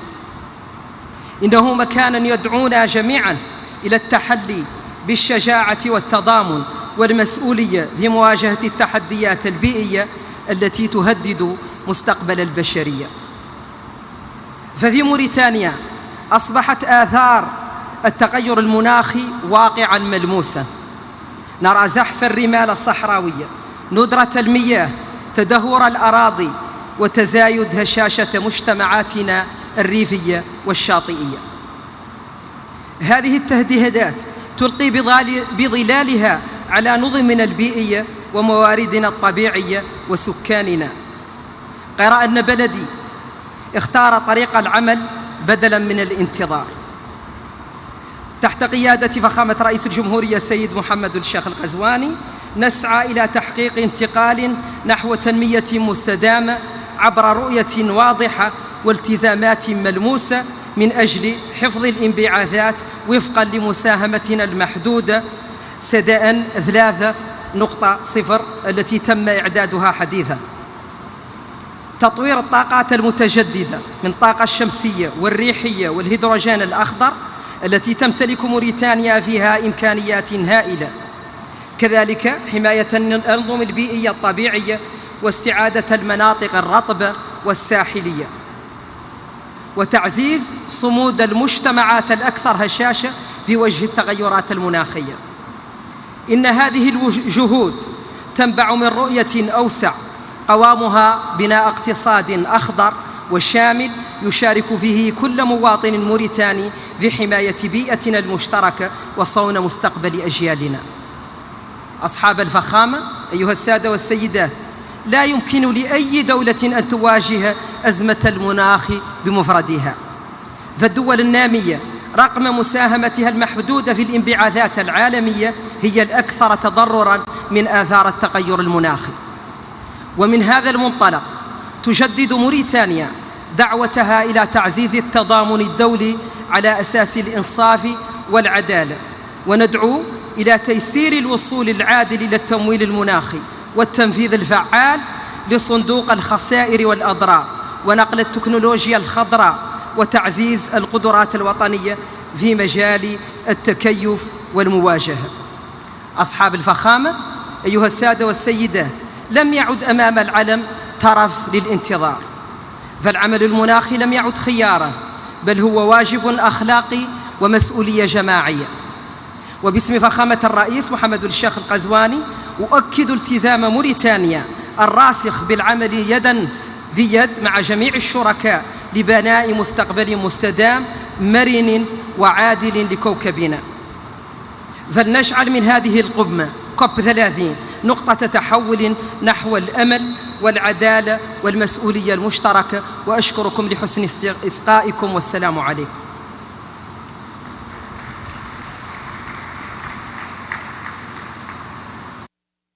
Nesse momento, convidamos a ministra do Meio Ambiente do México, Alicia Isabel Adriana Bárcena Ibarra.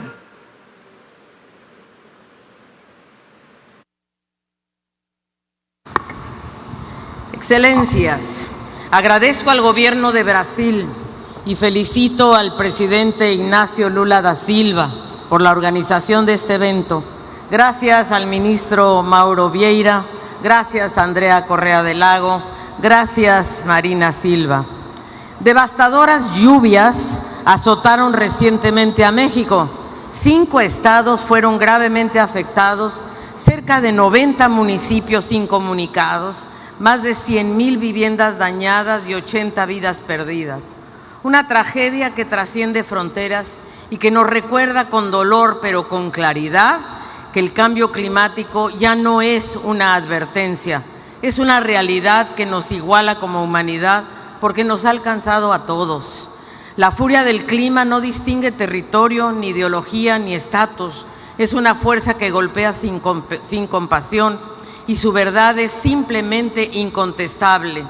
Lo inaceptable es la parálisis del mundo ante ella, la dilución de la voluntad política en discursos políticamente correctos y vacíos, la cobardía disfrazada de diplomacia, la negación ante la ciencia que anestesia la acción. Pero sin embargo, en medio de esta tormenta, todavía encontramos un atisbo de esperanza. La esperanza no nace del optimismo ingenuo, nace de la conciencia del deber, porque esta acción climática no es independiente de nuestra condición humana. Es una responsabilidad que nos une como naciones y una convicción que nos define como generación. Su fuerza, su efectividad y su ambición está en nuestras manos, entre estas paredes, aquí y ahora. Aquí y ahora, en Belém, en esta 30ª Conferencia de las Naciones Unidas sobre Cambio Climático, convocada por la hermana República de Brasil, en esta COP de la verdad, la COP de América Latina y el Caribe, y me atrevo a decir la COP de la esperanza. Me honra representar a la presidenta Claudia Sheinbaum Pardo, primera presidenta mujer, y transmitirles su saludo fraterno. De su mano como científica y a 10 años del Acuerdo de París, México reafirma su compromiso inquebrantable con la Convención Marco de las Naciones Unidas sobre Cambio Climático. Nuestro liderazgo en este proceso tiene nombre, se llama la Tercera Contribución Determinada a Nivel Nacional 3.0, la NDC 3.0, una hoja de ruta integral para acelerar nuestra descarbonización y avanzar hacia un modelo de desarrollo más justo, más incluyente, más sostenible y más innovador. En materia regional, con espíritu de cooperación y solidaridad, México y Brasil convocamos a una reunión en agosto de este año, por primera vez a 22 países de América Latina y el Caribe, para construir una posición común hacia la COP30. La prioridad de esta región fue clara: adaptación y soluciones basadas en la naturaleza. Una de las estrategias ya efectivas en nuestra región, porque nuestra región es responsable tan solo de 11% de las emisiones globales de gases de efecto invernadero, y sin embargo es una de las más vulnerables y además es una de las que tiene la mayor biodiversidad, tanto marina como terrestre.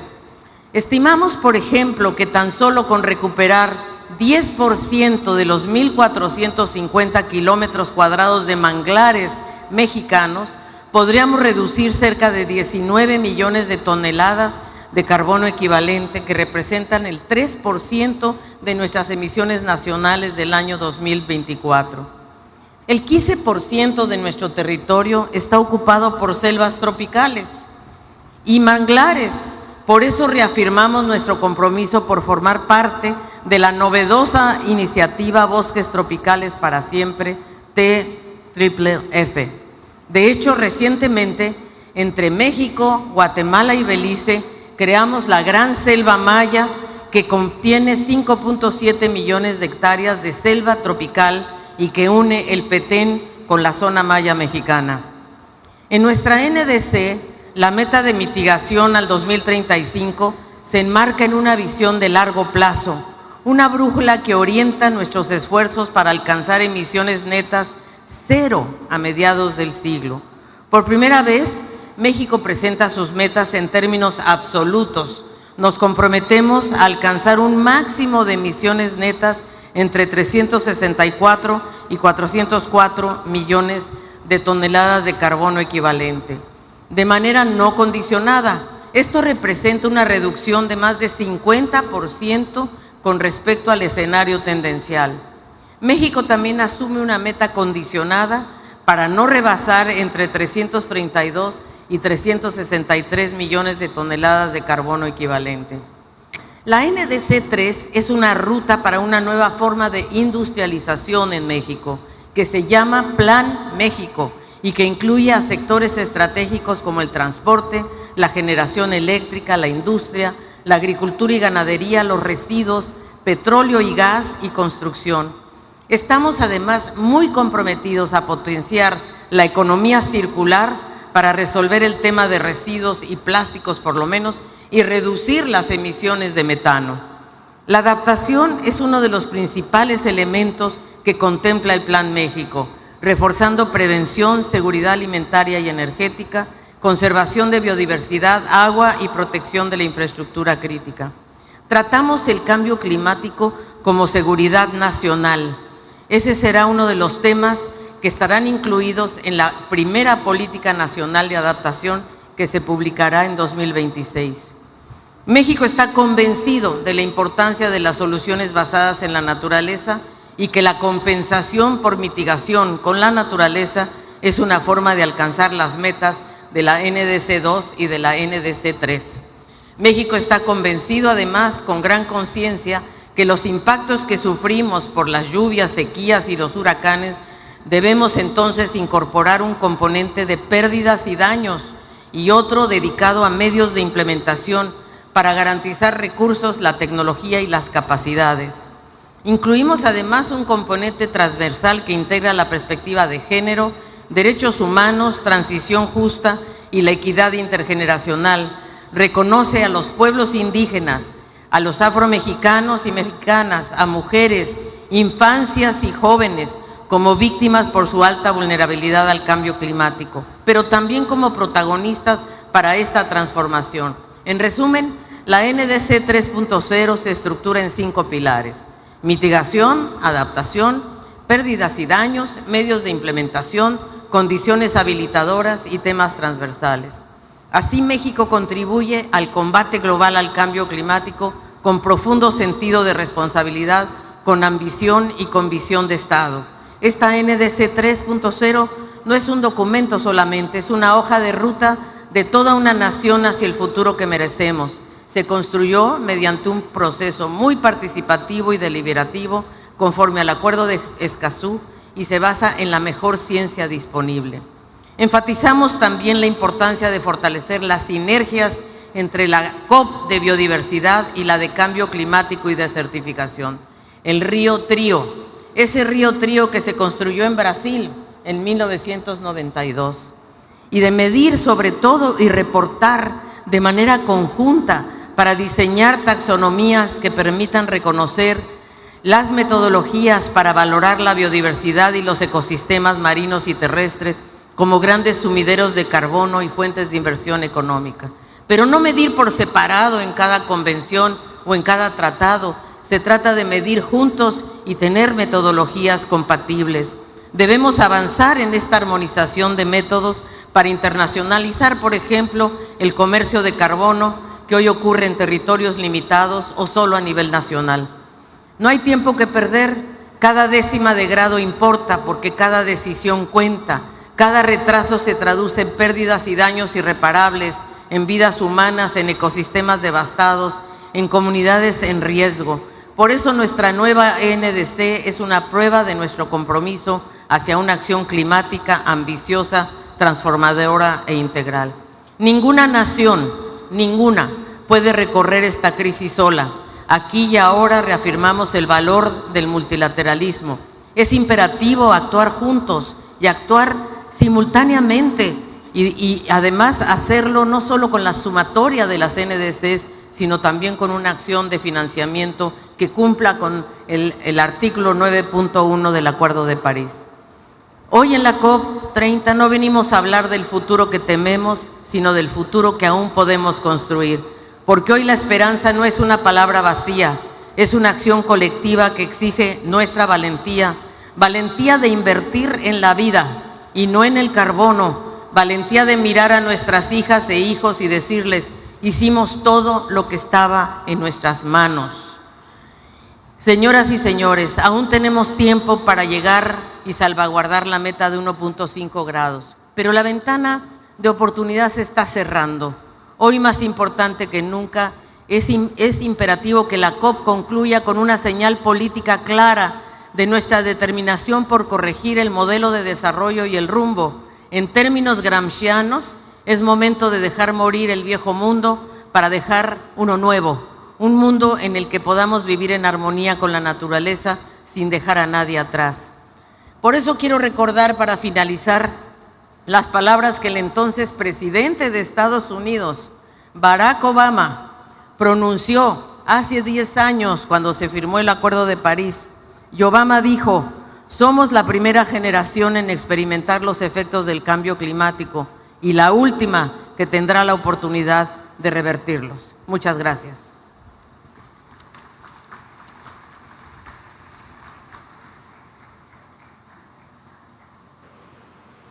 Neste momento, convidamos para a manifestação o representante de Mianmar, ministro dos Recursos Naturais e Conservação Ambiental, Kim Maung-hee.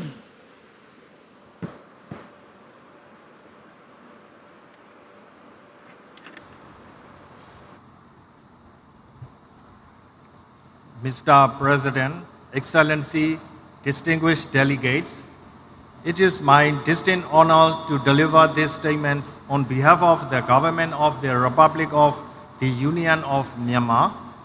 We begin by expressing our sincere appreciation to the government of Brazil for its leadership in convening this pivotal summit and for the excellent arrangements.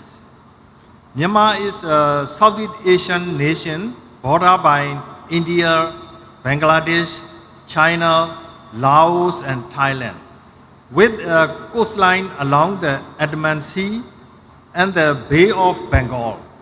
Our country is a globally recognized biodiversity hotspot, endowed with a rich variety of forest ecosystems, from tropical rainforests and mangrove to high-altitude alpine forests. These invaluable natural resources are national priorities, with forests covering approximately 42.19% of our land area. Excellency, ladies and gentlemen, the gravity of the climate crisis is felt acutely in Myanmar. As a nation endowed with significant forest cover and biodiversity, yet ranked among the most vulnerable to climate impacts, we recognize this summit not merely as a meeting, but as an indispensable forum for dialogue, partnership, and collective ambition. Guided by our Myanmar climate change strategy and our NDCs, we've placed the forestry sector at the core of our climate action. We are actively implementing measures to promote renewable energy, enhance energy efficiency, and advance climate-smart agriculture. Furthermore, we are scaling up adaptation activities across sectors, accelerating and scaling up climate finance, assessing pathway for technology transfer, and supporting robust capacity building are the crucial importance for the success of these endeavors, national ambitions, and implementations.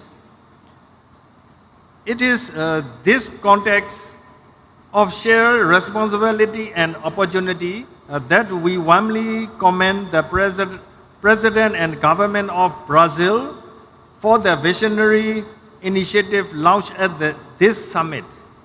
I am pleased to formally announce the government of Myanmar's support for endorsement of the declaration, call to action, and pledge, including the launch of the Tropical Forest Forever Fund, the Belém Declaration on Hunger, Poverty, and People-Centered Climate Action, and the call to action on integrated fire management.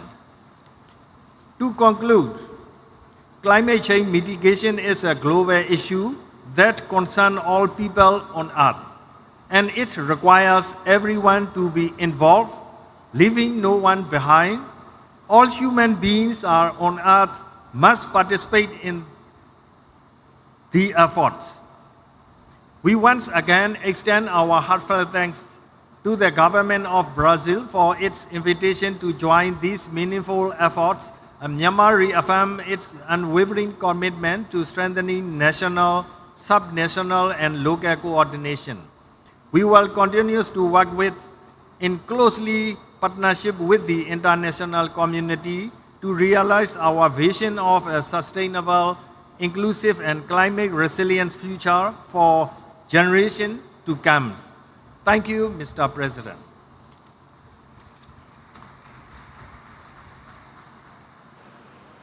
Convidamos agora o ministro do Meio Ambiente de Omã, Abdullah Ali Al-Anhi.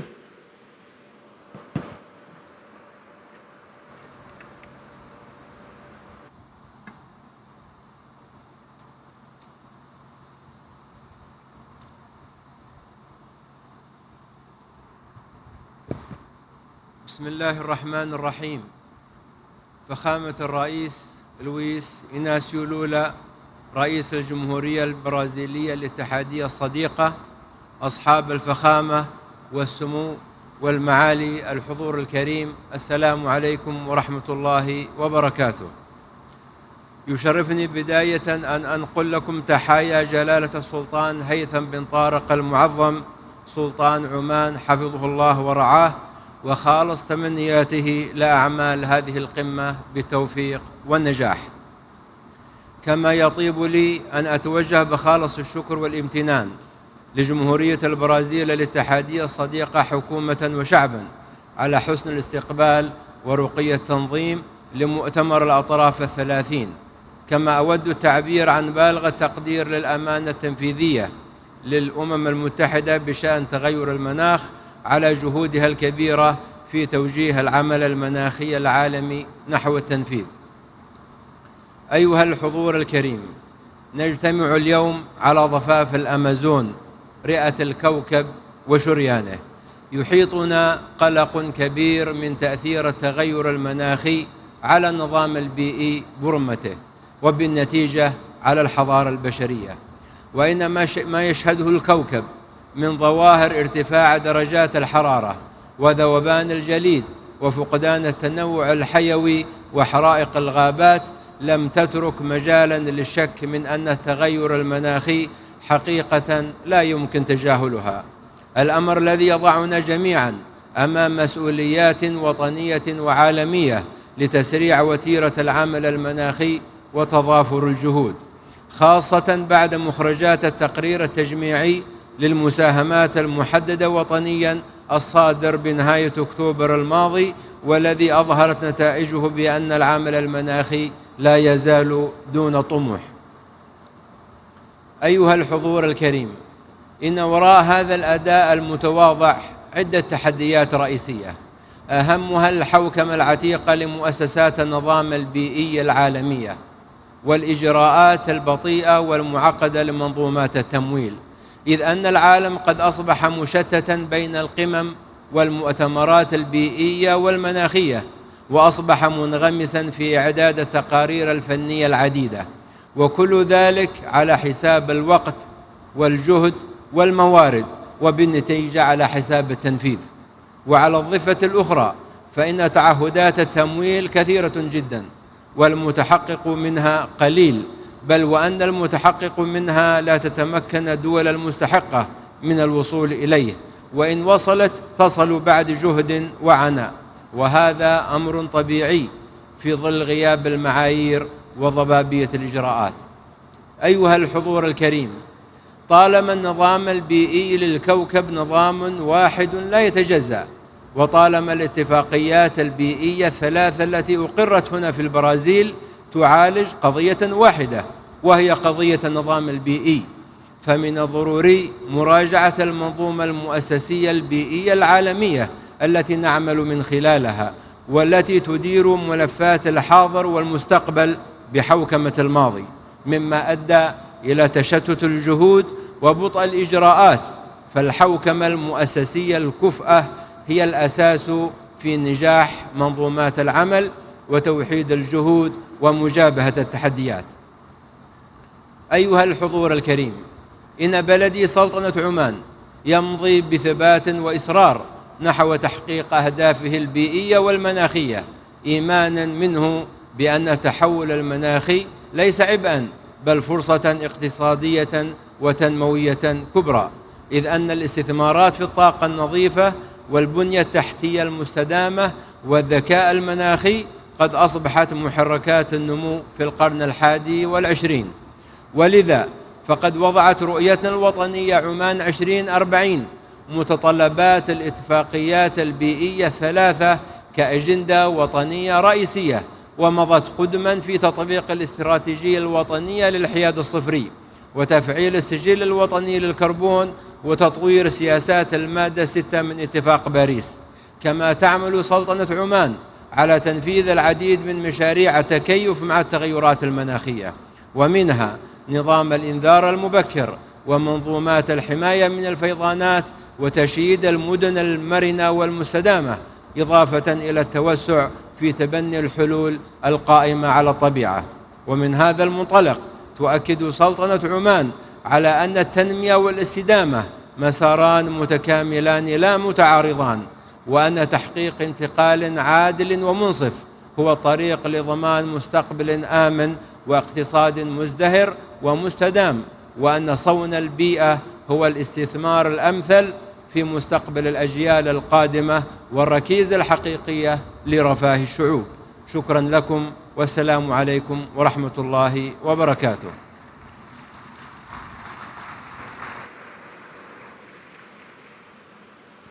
Convidamos nesse momento o ministro do Meio Ambiente do Peru, Miguel Ángel Espichan Marinas.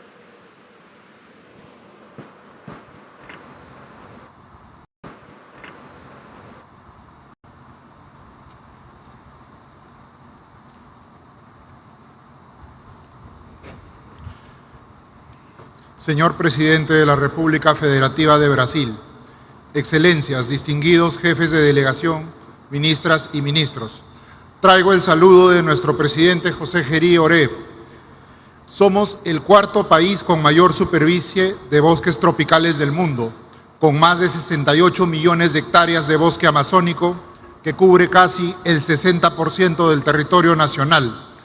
En esta área viven 51 pueblos indígenas que gestionan el bosque, demostrando que la conservación y el desarrollo de la Amazonía pueden y deben avanzar juntos. Si bien el Perú aporta menos del 0.5% de las emisiones globales, somos un país altamente vulnerable a los impactos del cambio climático, lo cual representa para nosotros un gran desafío. El Perú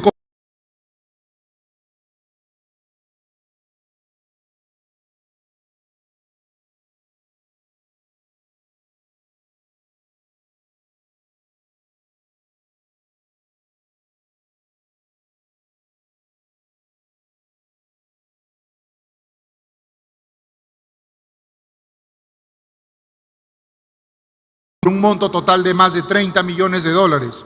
Este apoyo ha logrado reforzar nuestro compromiso con la conservación de cerca de 5 millones de hectáreas de bosques en beneficio de más de 30.000 familias amazónicas. Hemos ejecutado 3 proyectos por más de 62 millones de dólares del Fondo Verde para el Clima, permitiendo fortalecer la conservación y el uso sostenible del bosque con actividades bajas en carbono. Trabajamos con varios socios y lo hacemos porque creemos y tenemos una firme convicción en el multilateralismo y en la cooperación internacional. También porque sabemos que sin un financiamiento justo, la acción climática de los países en desarrollo no será sostenible. Llegamos a Belén con compromisos concretos. Hemos actualizado nuestras NDC 3.0, que consolida una meta absoluta de no exceder 179 millones de toneladas de dióxido de carbono equivalente al 2035. En adaptación, incorporamos nuevas áreas como migraciones por clima y empleos verdes, junto con componentes de conservación de biodiversidad y lucha contra la desertificación. En mitigación, el Perú está consolidando un mercado de carbono de alta integridad. En el 2024 aprobamos nuestro Registro Nacional de Medidas de Mitigación, que va a garantizar trazabilidad y salvaguardas ambientales de los proyectos. Asimismo, presentaremos el primer proyecto bajo el Acuerdo de París con Suiza en temas de energía limpia. Perú tiene también una iniciativa de huella de carbono que integra a más de 1.800 organizaciones, entre ellas públicas y privadas, de las cuales 85 son del sector privado. También vamos a presentar nuestro centro de monitoreo multipropósito que produce información coherente y verificable sobre emisiones y bosques. Innovamos también como herramienta, la primera herramienta en América Latina que identifica los riesgos climáticos y acciones de adaptación en el sector privado. El ámbito forestal es una prioridad. El mercado de carbono es una de nuestras principales apuestas. Impulsamos el programa nacional Red Plus y el programa Red Indígena Jurisdiccional, reconociendo la conservación de 7 millones de hectáreas amazónicas gestionada por pueblos indígenas. Sin embargo, también hay amenazas. Los incendios forestales se han convertido en una de las mayores amenazas para la Amazonía. En el 2024 se han registrado más de 10.000 incendios, generando alrededor del 15% de las emisiones del sector UTCUT. Perú asumió el liderazgo regional al presidir la Red Amazónica de Manejo Integral del Fuego y nos adherimos a la declaración impulsada por Brasil que se llama la acción sobre la acción de gestión integral del fuego y la resiliencia frente a los incendios forestales. Respaldamos con entusiasmo el Tropical Forest Forever Facility, que reconoce el valor global de los bosques. Por eso el Perú viene trabajando en sus condiciones técnicas y de transparencia para su implementación. Esta COP30 lanzaremos nuestro paquete país en el marco del FCLP, una propuesta para movilizar recursos hacia la Amazonía y que buscamos apalancar 30 millones de dólares. Lideramos con Brasil y Noruega el compromiso de la tenencia de la tierra. Todo este conjunto de acciones climática en el Perú es una política de Estado. Estamos cumpliendo, estamos invirtiendo y estamos proponiendo soluciones efectivas. Pero necesitamos socios que crean en esta visión y nos ayuden o sigan ayudando a escalarla. Invertir en el Perú es invertir en la Amazonía, en su biodiversidad de ecosistemas, de especies y de genes, y sin duda en la estabilidad climática del planeta. Muchas gracias.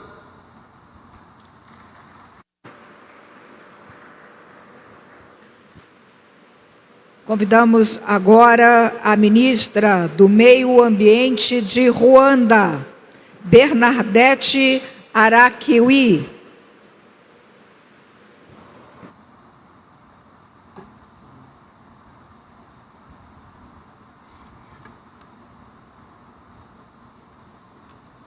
His Excellency, President Luiz Inácio Lula da Silva, distinguished heads of states and government, Your Excellencies, esteemed delegates, fellow leaders. I take this moment to convey greetings from His Excellency Paul Kagame, the President of Rwanda, whom I have the honor of representing at this summit. And we express our gratitude to the Federative Republic of Brazil and the state of Para for a warm hospitality. Ladies and gentlemen, Rwanda arrives in Belém with both resolve and hope. We commend Brazil for centering COP30 on implementation, inclusion, and forests, and these are principles that mirror our own journey of turning vulnerability to action. In May 2023, devastating floods across Rwanda claimed more than 130 lives and resulted in almost $200 million in damage, all in just 24 hours. Sadly, this was not an isolated tragedy, but another example of how much damage can be done in one single climatic event. However, Rwanda refuses to be defined solely by its vulnerability. Our climate action is coupled with economic empowerment while also placing women, youth, and children at the forefront. Through our landscape restoration initiatives, Rwanda is on its way to restoring 2 million hectares of degraded land, transforming barren hills into thriving forests and farmlands. Our forest cover has also grown to 30%, a testament to our commitment to restoring ecosystems. In Kigali, we are restoring 5 major wetlands into natural flood buffers to protect our capital while creating green spaces for the city's residents and visitors to enjoy. What was once seen as wastelands is becoming a living shield against climate shocks. With less than a decade to keep the 1.5 degrees Celsius goal within reach, Rwanda's updated nationally determined contributions, our NDC 3.0, has an economy-wide target of reducing emissions by 53% by 2035, while also strengthening resilience across every sector of our economy. Through this ambition, We aim to demonstrate that climate action and economic development are not opposing forces, but rather mutually reinforcing imperatives. As we move from Baku to Belém, Rwanda looks forward to agreeing on a clear roadmap to deliver the $3 billion annual commitment agreed up at Cop29, while charting a path towards the more realistic goal of at least $1.3 trillion per year by 2030. Rwanda advocates for accessible, predictable, and equitable climate finance, as well as a loss and damage fund that meets the needs of the most vulnerable. Capacity building and technology transfer that empowers domestic climate action must also be prioritized.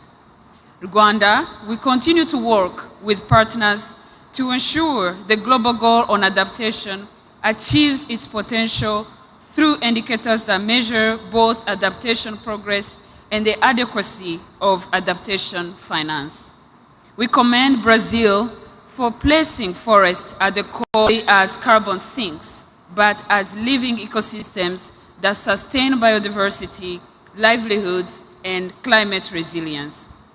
And yesterday's launch of the Tropical Forest Forever facility offers a transformative model for rewarding conservation at scale.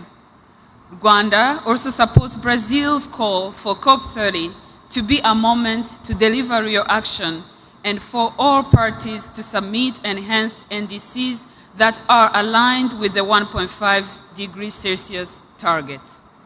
Your Excellencies, the choice before us is clear. We can continue with incremental progress while the planet burns, or we can rise to meet the scale of this crisis. The fossil fuel era is drawing to a close. We must now ensure the transition is just, inclusive, and equitable. Rwanda's message is clear. Climate vulnerability must not dictate our future. Ambitious climate actions grounded in restoration, inclusion, and green growth is not only possible, but essential for all nations. And the world must match such ambition with finance that is accessible, predictable, and just. Let Belém mark the moment when every nation, regardless of size or emissions, has the tools to thrive in a safe, equitable, and resilient world. I thank you.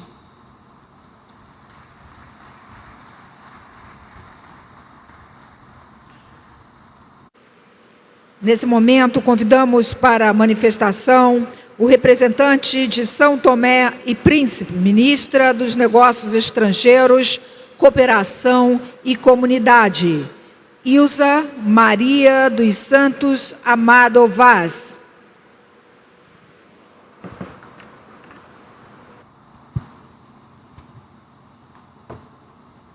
Sua Excelência, Senhor Presidente da República Federativa do Brasil, Lula da Silva, Suas Excelências, Senhores Presidentes, chefes dos governos e os representantes dos Estados-membros, Sua Excelência, Senhor Presidente da COP30, representantes das organizações internacionais, senhoras e senhores, é com profunda honra e elevado sentimento de responsabilidade que tomo palavra em nome da Sua Excelência, o Presidente da República Democrática de São Tomé e Príncipe, nesta Cimeira do Clima que nos reúne em Belém, cidade de encontros, de partidas e de esperança.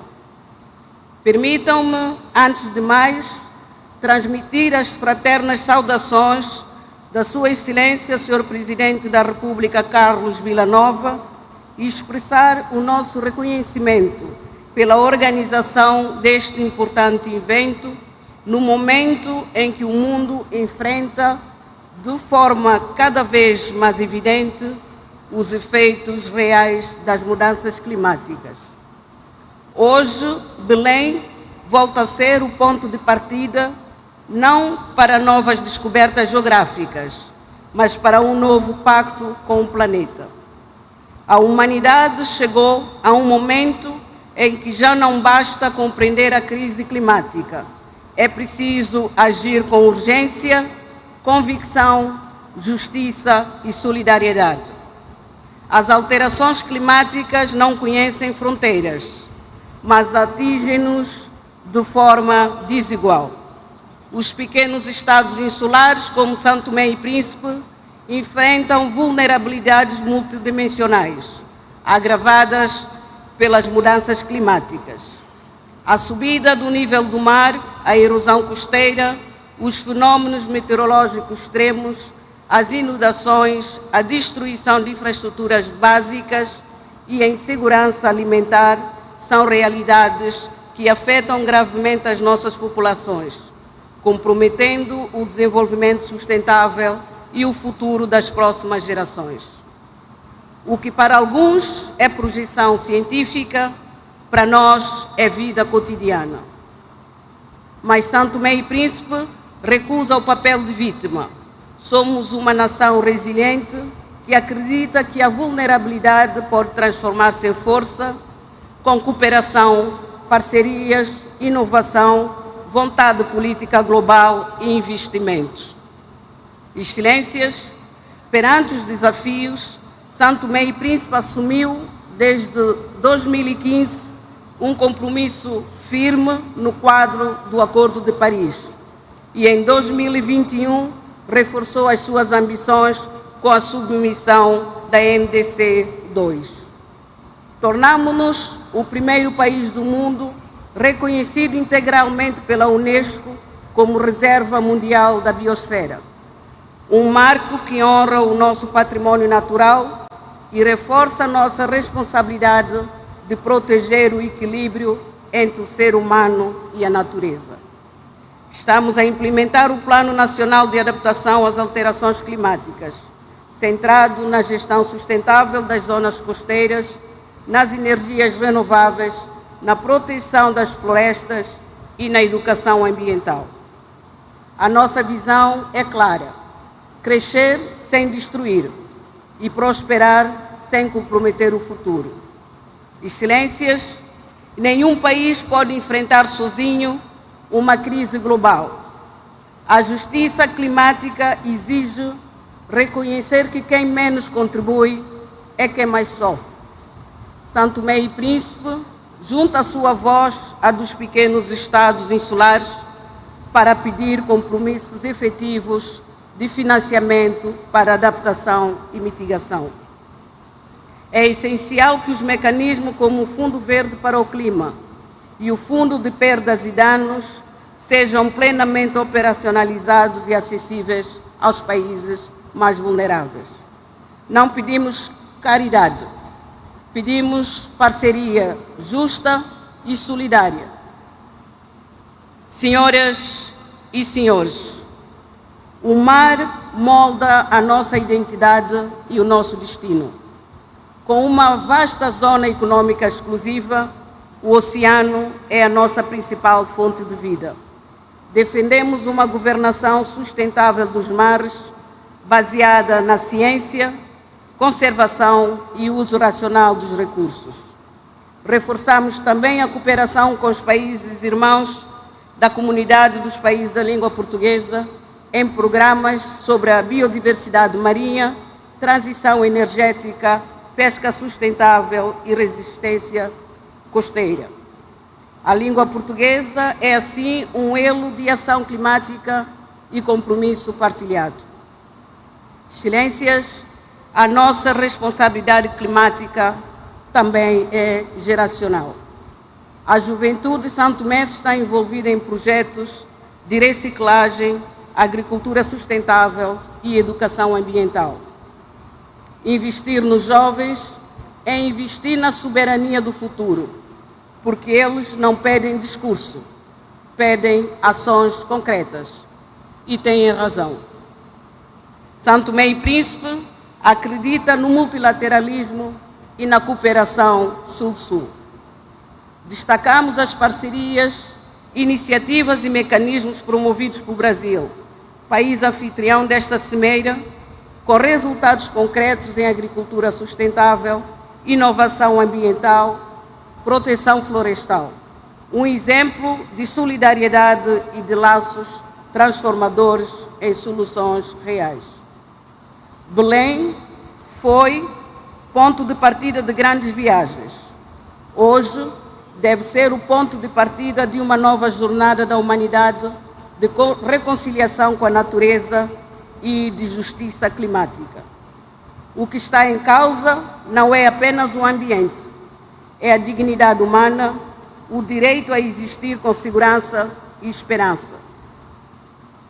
Senhoras e senhores, que façamos do combate às alterações climáticas um território de união. Que façamos da palavra compromisso um verbo de ação no presente. Implementamos.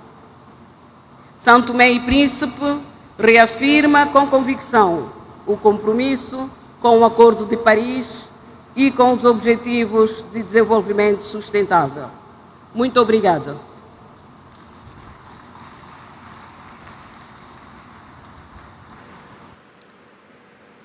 Convido nesse momento para a manifestação o ministro do Meio Ambiente e da Transição Ecológica do Senegal, El Hadj Adjidouramane Diouf.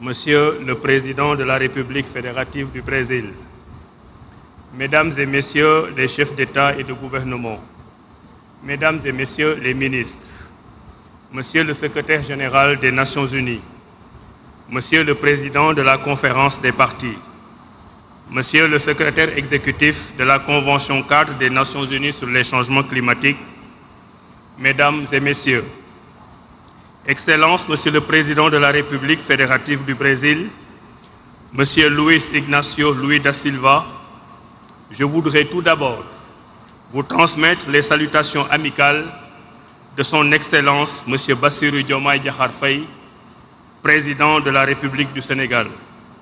Le Président Diomaye Faye vous adresse ses vives félicitations pour la tenue de ce sommet des leaders en prélude à la 3e conférence des partis à la Convention cadre des Nations Unies sur les changements climatiques. Cette rencontre démontre, une fois de plus, l'urgence d'une action collective face à la crise écologique. Dépassant légèrement l'année précédente, cette année 2025 est la plus chaude avec ces désastres climatiques de par le monde et dont la plus récente est l'ouragan Mélissa dans les Caraïbes avec son lot de destruction. Mesdames et Messieurs, l'urgence climatique met en péril non seulement la vie humaine, mais elle impacte aussi négativement les infrastructures et les biens de survie. Aucun continent n'est épargné. Les pays les plus vulnérables, nos pays, sont en souffrance croissante. Notre responsabilité à tous est donc fortement engagée et la COP30 doit être l'occasion d'inverser la tendance et de renforcer les efforts mondiaux de réduction significative d'émissions de gaz à effet de serre. Nous devons, par notre solidarité commune, construire cette trajectoire globale de neutralité carbone d'ici 2050, car chaque dixième de degré compte afin de limiter la hausse de température à 1,5 degré Celsius. Mesdames et Messieurs, à l'instar des autres pays, le Sénégal est également touché par les changements climatiques, exposant ainsi la vulnérabilité de nos populations. En plus d'être un enjeu environnemental, le changement climatique constitue également un risque économique pour nos pays. Bien souvent contraints de s'endetter pour y faire face, alors qu'ils sont très peu émetteurs de gaz à effet de serre. C'est pourquoi la question du financement de la crise climatique et d'une transition écologique juste et équitable mérite d'être au cœur des échanges ici à Belém. Le Sénégal, à l'image d'autres pays africains, entend pleinement jouer sa partition en élaborant et en mettant en œuvre sa contribution déterminée au niveau national. En effet, malgré un financement insuffisant de la CDN 2.0, le Sénégal a respecté son engagement inconditionnel de réduction de 7% de ses émissions depuis 2010. Plus de 4,5 milliards de dollars américains ont été investis dans 300 projets, à la fois d'atténuation et d'adaptation, et cela avec 40% du budget national. Par ailleurs, notre pays a entamé le développement de réseaux de transport durables et a atteint une utilisation de 30% des énergies renouvelables, car effectivement, dans le cadre de sa vision 2050, le gouvernement du Sénégal ambitionne d'atteindre d'ici 2035 plus de 40% de pénétration du renouvelable dans le réseau électrique. La transition énergétique requiert un réel accompagnement et c'est dans ce contexte que notre pays, qui a élaboré le plan d'investissement de son partenariat pour une transition énergétique juste, réitère son plaidoyer en faveur d'un financement plus soutenu et prévisible. Mesdames et messieurs, le Sénégal s'est résolument engagé dans la lutte contre la déforestation et la dégradation des terres, notamment dans le cadre du programme de la Grande Muraille Verte, sans omettre la lutte contre le trafic illicite de bois. À ce propos d'ailleurs, notre pays, le Sénégal, salue les initiatives lancées par le Brésil, pays hôte, pour lutter contre la déforestation. Je voudrais ainsi réaffirmer l'engagement du Sénégal en faveur de la Convention cadre et de l'accord de Paris. Je voudrais aussi confirmer ici l'élaboration par notre pays de la 3e génération de notre contribution déterminée au niveau national. Et je voudrais enfin réaffirmer ici l'élaboration de notre stratégie à long terme à l'horizon 2050. Mesdames et messieurs, pour terminer, je formule le vœu, au nom du président de la République, M. Bassirou Diomaye Diakhar Faye, que les résultats de cette COP30 consolident le partenariat global pour une action climatique juste, tournée vers un avenir prospère et durable, dans un esprit de solidarité pour la préservation de notre maison commune en faveur des générations futures. Je vous remercie de votre aimable attention.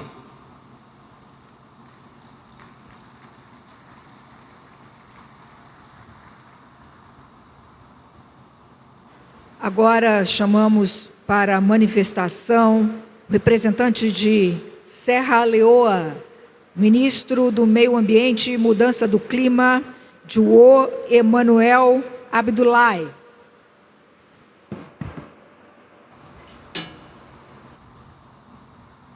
Thank you very much.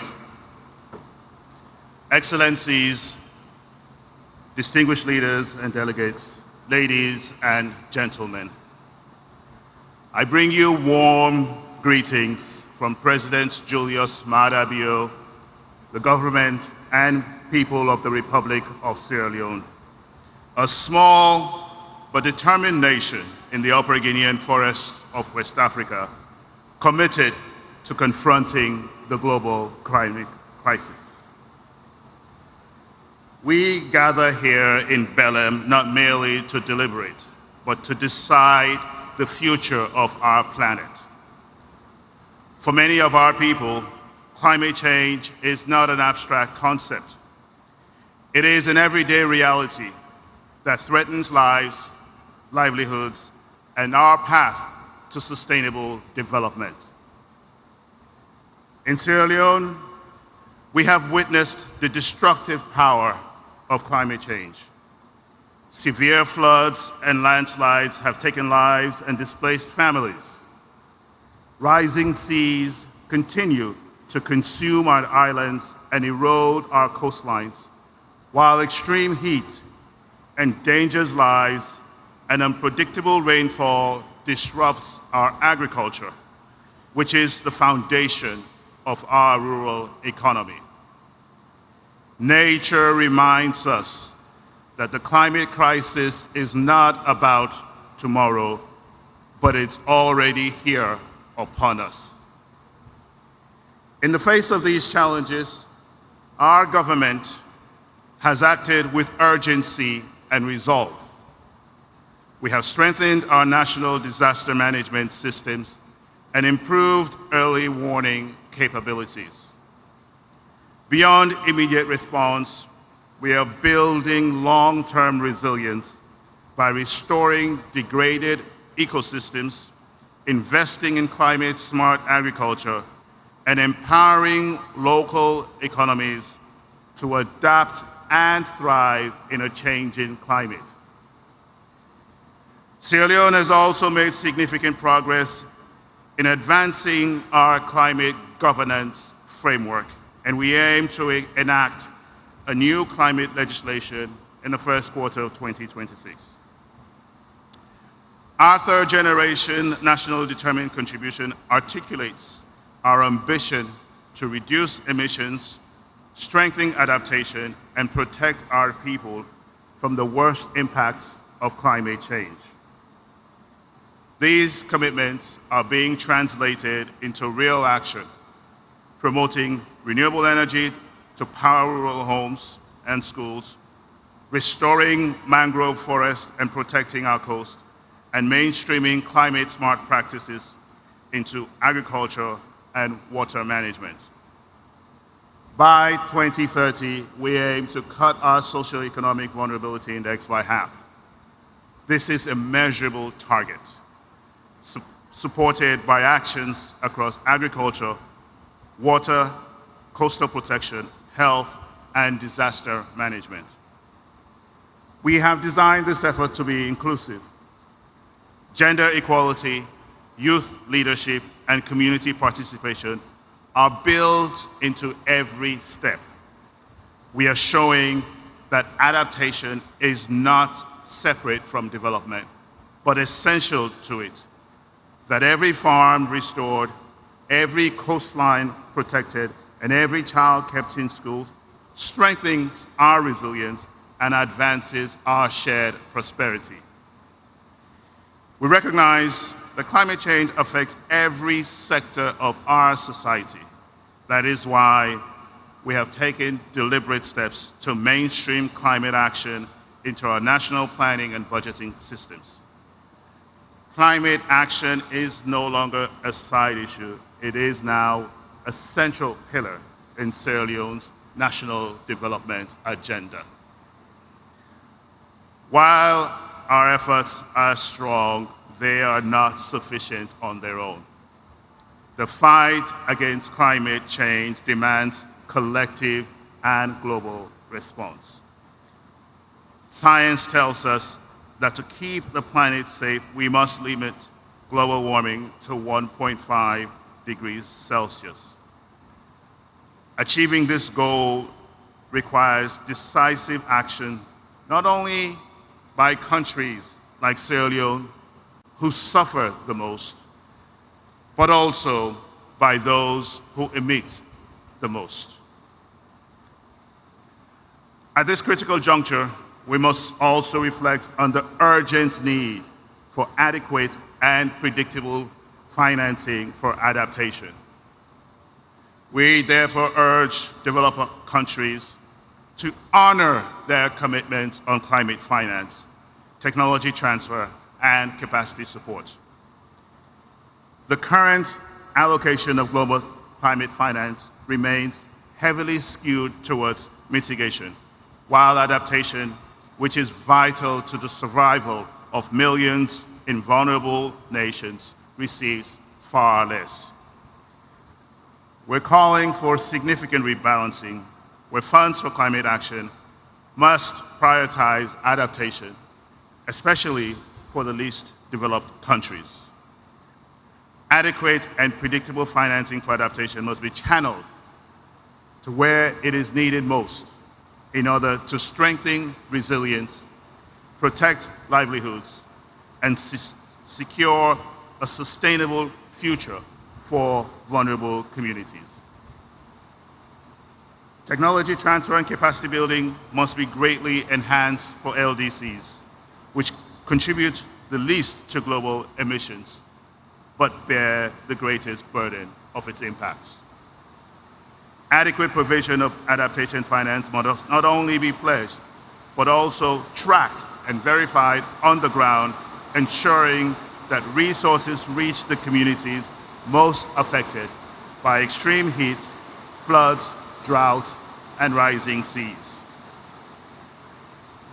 The climate negotiations must remain guided by science, equity, and justice, giving voice to those whose lives and futures are most at risk. At this defining moment, I urge all leaders to move from promises to performance. Let COP30 be remembered as the summit where ambition met action, where the world agreed not only to reduce emissions, but also to invest in resilience and adaptation for all. Sierra Leone stands ready to contribute, ready to partner, ready to lead by example. Together, let us secure a future of resilience, justice, and opportunity for ourselves and for generations on board. I thank you.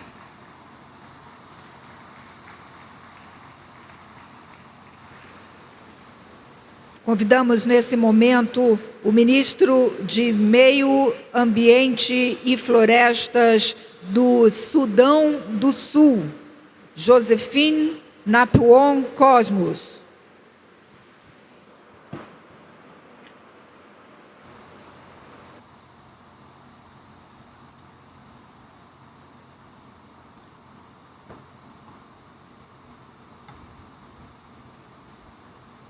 Mr. President, Excellencies, distinguished delegates, ladies and gentlemen, I bring you warm greetings and best wishes from His Excellency Salva Kiir Mayardit, the President of the Republic of South Sudan, the government and the people of South Sudan, and a message of peace, unity, development, and unwavering commitment to the global climate partnership.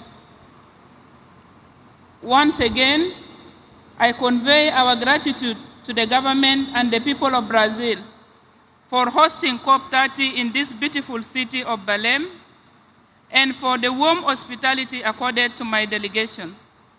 I extend our solidarity to all nations gathered here in the shared endeavor of protecting our common home. The climate crisis in South Sudan is worsening. Over recent years, our people have endured recurring floods, heat waves, droughts, and irregular rainfall patterns. These climate extremes are compounding the effects of conflict and fragility. Excellencies, we gather at this difficult time for the planet. As the United Nations Secretary General has warned in the lead up to this summit, humanity is on the brink of overshooting the 1.5 degrees Celsius threshold, and in Secretary General's recent intervention, he has said plainly that we are failing to avoid an overshoot with devastating consequences for the most vulnerable. This is not an abstract projection for South Sudan. It is already our lived reality. We therefore urge all parties to treat the clarion call and the Secretary General's warning as a moral and political summons to act with agency and equity. COP29 produced a historic political outcome on finance by setting a new collective quantified goal, which explicitly calls for mobilizing at least USD 300 billion per year for developing countries by 2035. Further urges the international community to work towards mobilizing up to USD 1.3 billion per year by 2035. For countries such as South Sudan, reaching the new collective quantified goal, full ambition will determine whether we can protect lives, rebuild climate resilient livelihoods, and embark on low emissions development pathways. We therefore call all developed countries to deliver on the new collective quantified goal. South Sudan welcomes progress towards a dedicated global loss and damage mechanism. However, the fund remains critically undercapitalized relative to needs.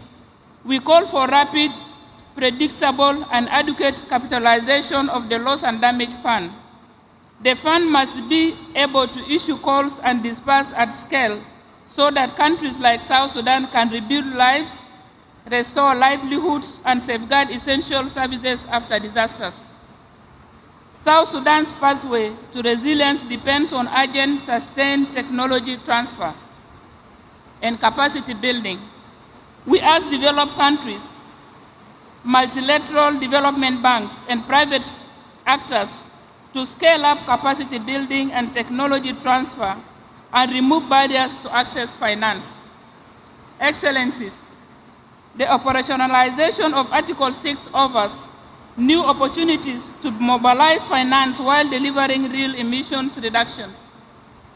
But Article 6 mechanisms must be governed by integrity, transparency, and fairness. We urge parties to support inclusive rules and capacity support so that least developed and fragile states can participate meaningfully in Article 6 markets on fair terms. South Sudan stands ready to engage constructively at COP30. We reiterate our commitment to implementing our NDC, NAPA, NAPS priorities and to cooperate through Article 6 in ways that deliver finance, technology, and capacity for sustainable development. We conclude with an urgent appeal to deliver on the new collective quantified goal and the path to mobilize USD 1.3 trillion, fully capitalize the loss and damage fund, operationalize Article 6 and commit to technology transfer and capacity building that empower countries like South Sudan to protect their people and environment. Mr. President, South Sudan thanks all partners for solidarity, and we look to COP30 to turn commitments into tangible support and shared progress. Thank you.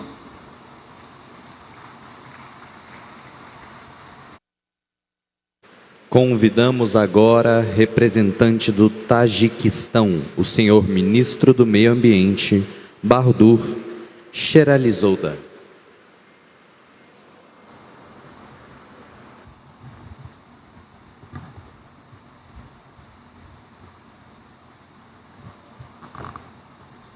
Excellencies, distinguished heads of delegations, dear friends, on behalf of the government of the Republic of Tajikistan, I would like to extend our sincere appreciation to the government of Brazil for warm hospitality and organization of the COP30. We commend Brazil's leadership in hosting this important global gathering here in Belém, a city that symbolizes both the richness and the fragility of our planet's ecosystem. Excellencies, climate change is no longer a distant concern. It is a present and escalating crisis that threatens the very foundation of life on Earth. Its devastating consequences, rising temperatures, melting glaciers, desertification, and the loss of biodiversity are affecting every community. The most vulnerable, who have contributed least to global emissions, continue to suffer the most. For Tajikistan, a mountainous and landlocked country located in the heart of Central Asia, climate change poses a particular grave threat to our water resources and to the livelihoods of our people. Our glaciers, which serve as a primary source of fresh water for the entire Central Asian region, are retreating at an alarming rate. Over the past several decades, we have lost more than 1/3 of our glacier area, a trend that endangers regional water issues, agriculture, energy production, and ecosystems across our shared basins. At the same time, Tajikistan's vast water resources hold enormous potential for clean and renewable hydropower generation. With over 60% of Central Asia's water resource and significant untapped hydropower potential, Tajikistan is well positioned to become a key producer and exporter of green energy. The development of renewable energy potential, particularly hydropower, serves as a main instrument to achieve our national climate ambitions and commitments under the Paris Agreement, while contributing to a low-carbon future for our neighboring countries by increasing the share of green energy in their economies. Excellencies, recognizing the urgency of preserving glaciers and protecting mountain ecosystems, the government of Tajikistan hosted the first international high-level conference on glacier preservation in Dushanbe earlier this year.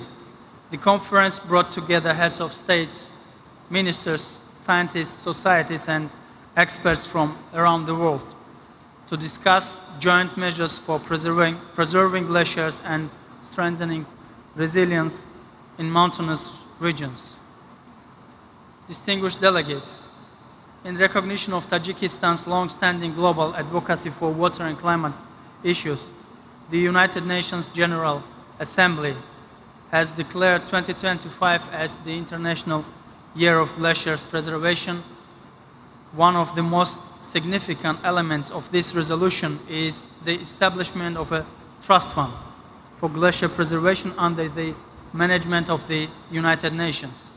Tajikistan made its initial financial contribution to this trust fund, demonstrating our commitment to collective global action. We take this opportunity to invite all UN member states, international and financial organizations, and other partners to make financial contributions to this fund and support global initiatives dedicated to glacier research, monitoring, and preservation. Furthermore, Tajikistan, together with France, has co-initiated United Nations Decade of Action for Cryospheric Sciences, aimed at enhancing global understanding and cooperation in cryospheric research and policy. We invite all countries, research institutions, and development partners to contribute to its successful implementation. Excellencies, as we meet here in Belém at a decisive moment for our planet, Tajikistan wishes to underscore several key priorities for the global climate agenda. First, urgent action to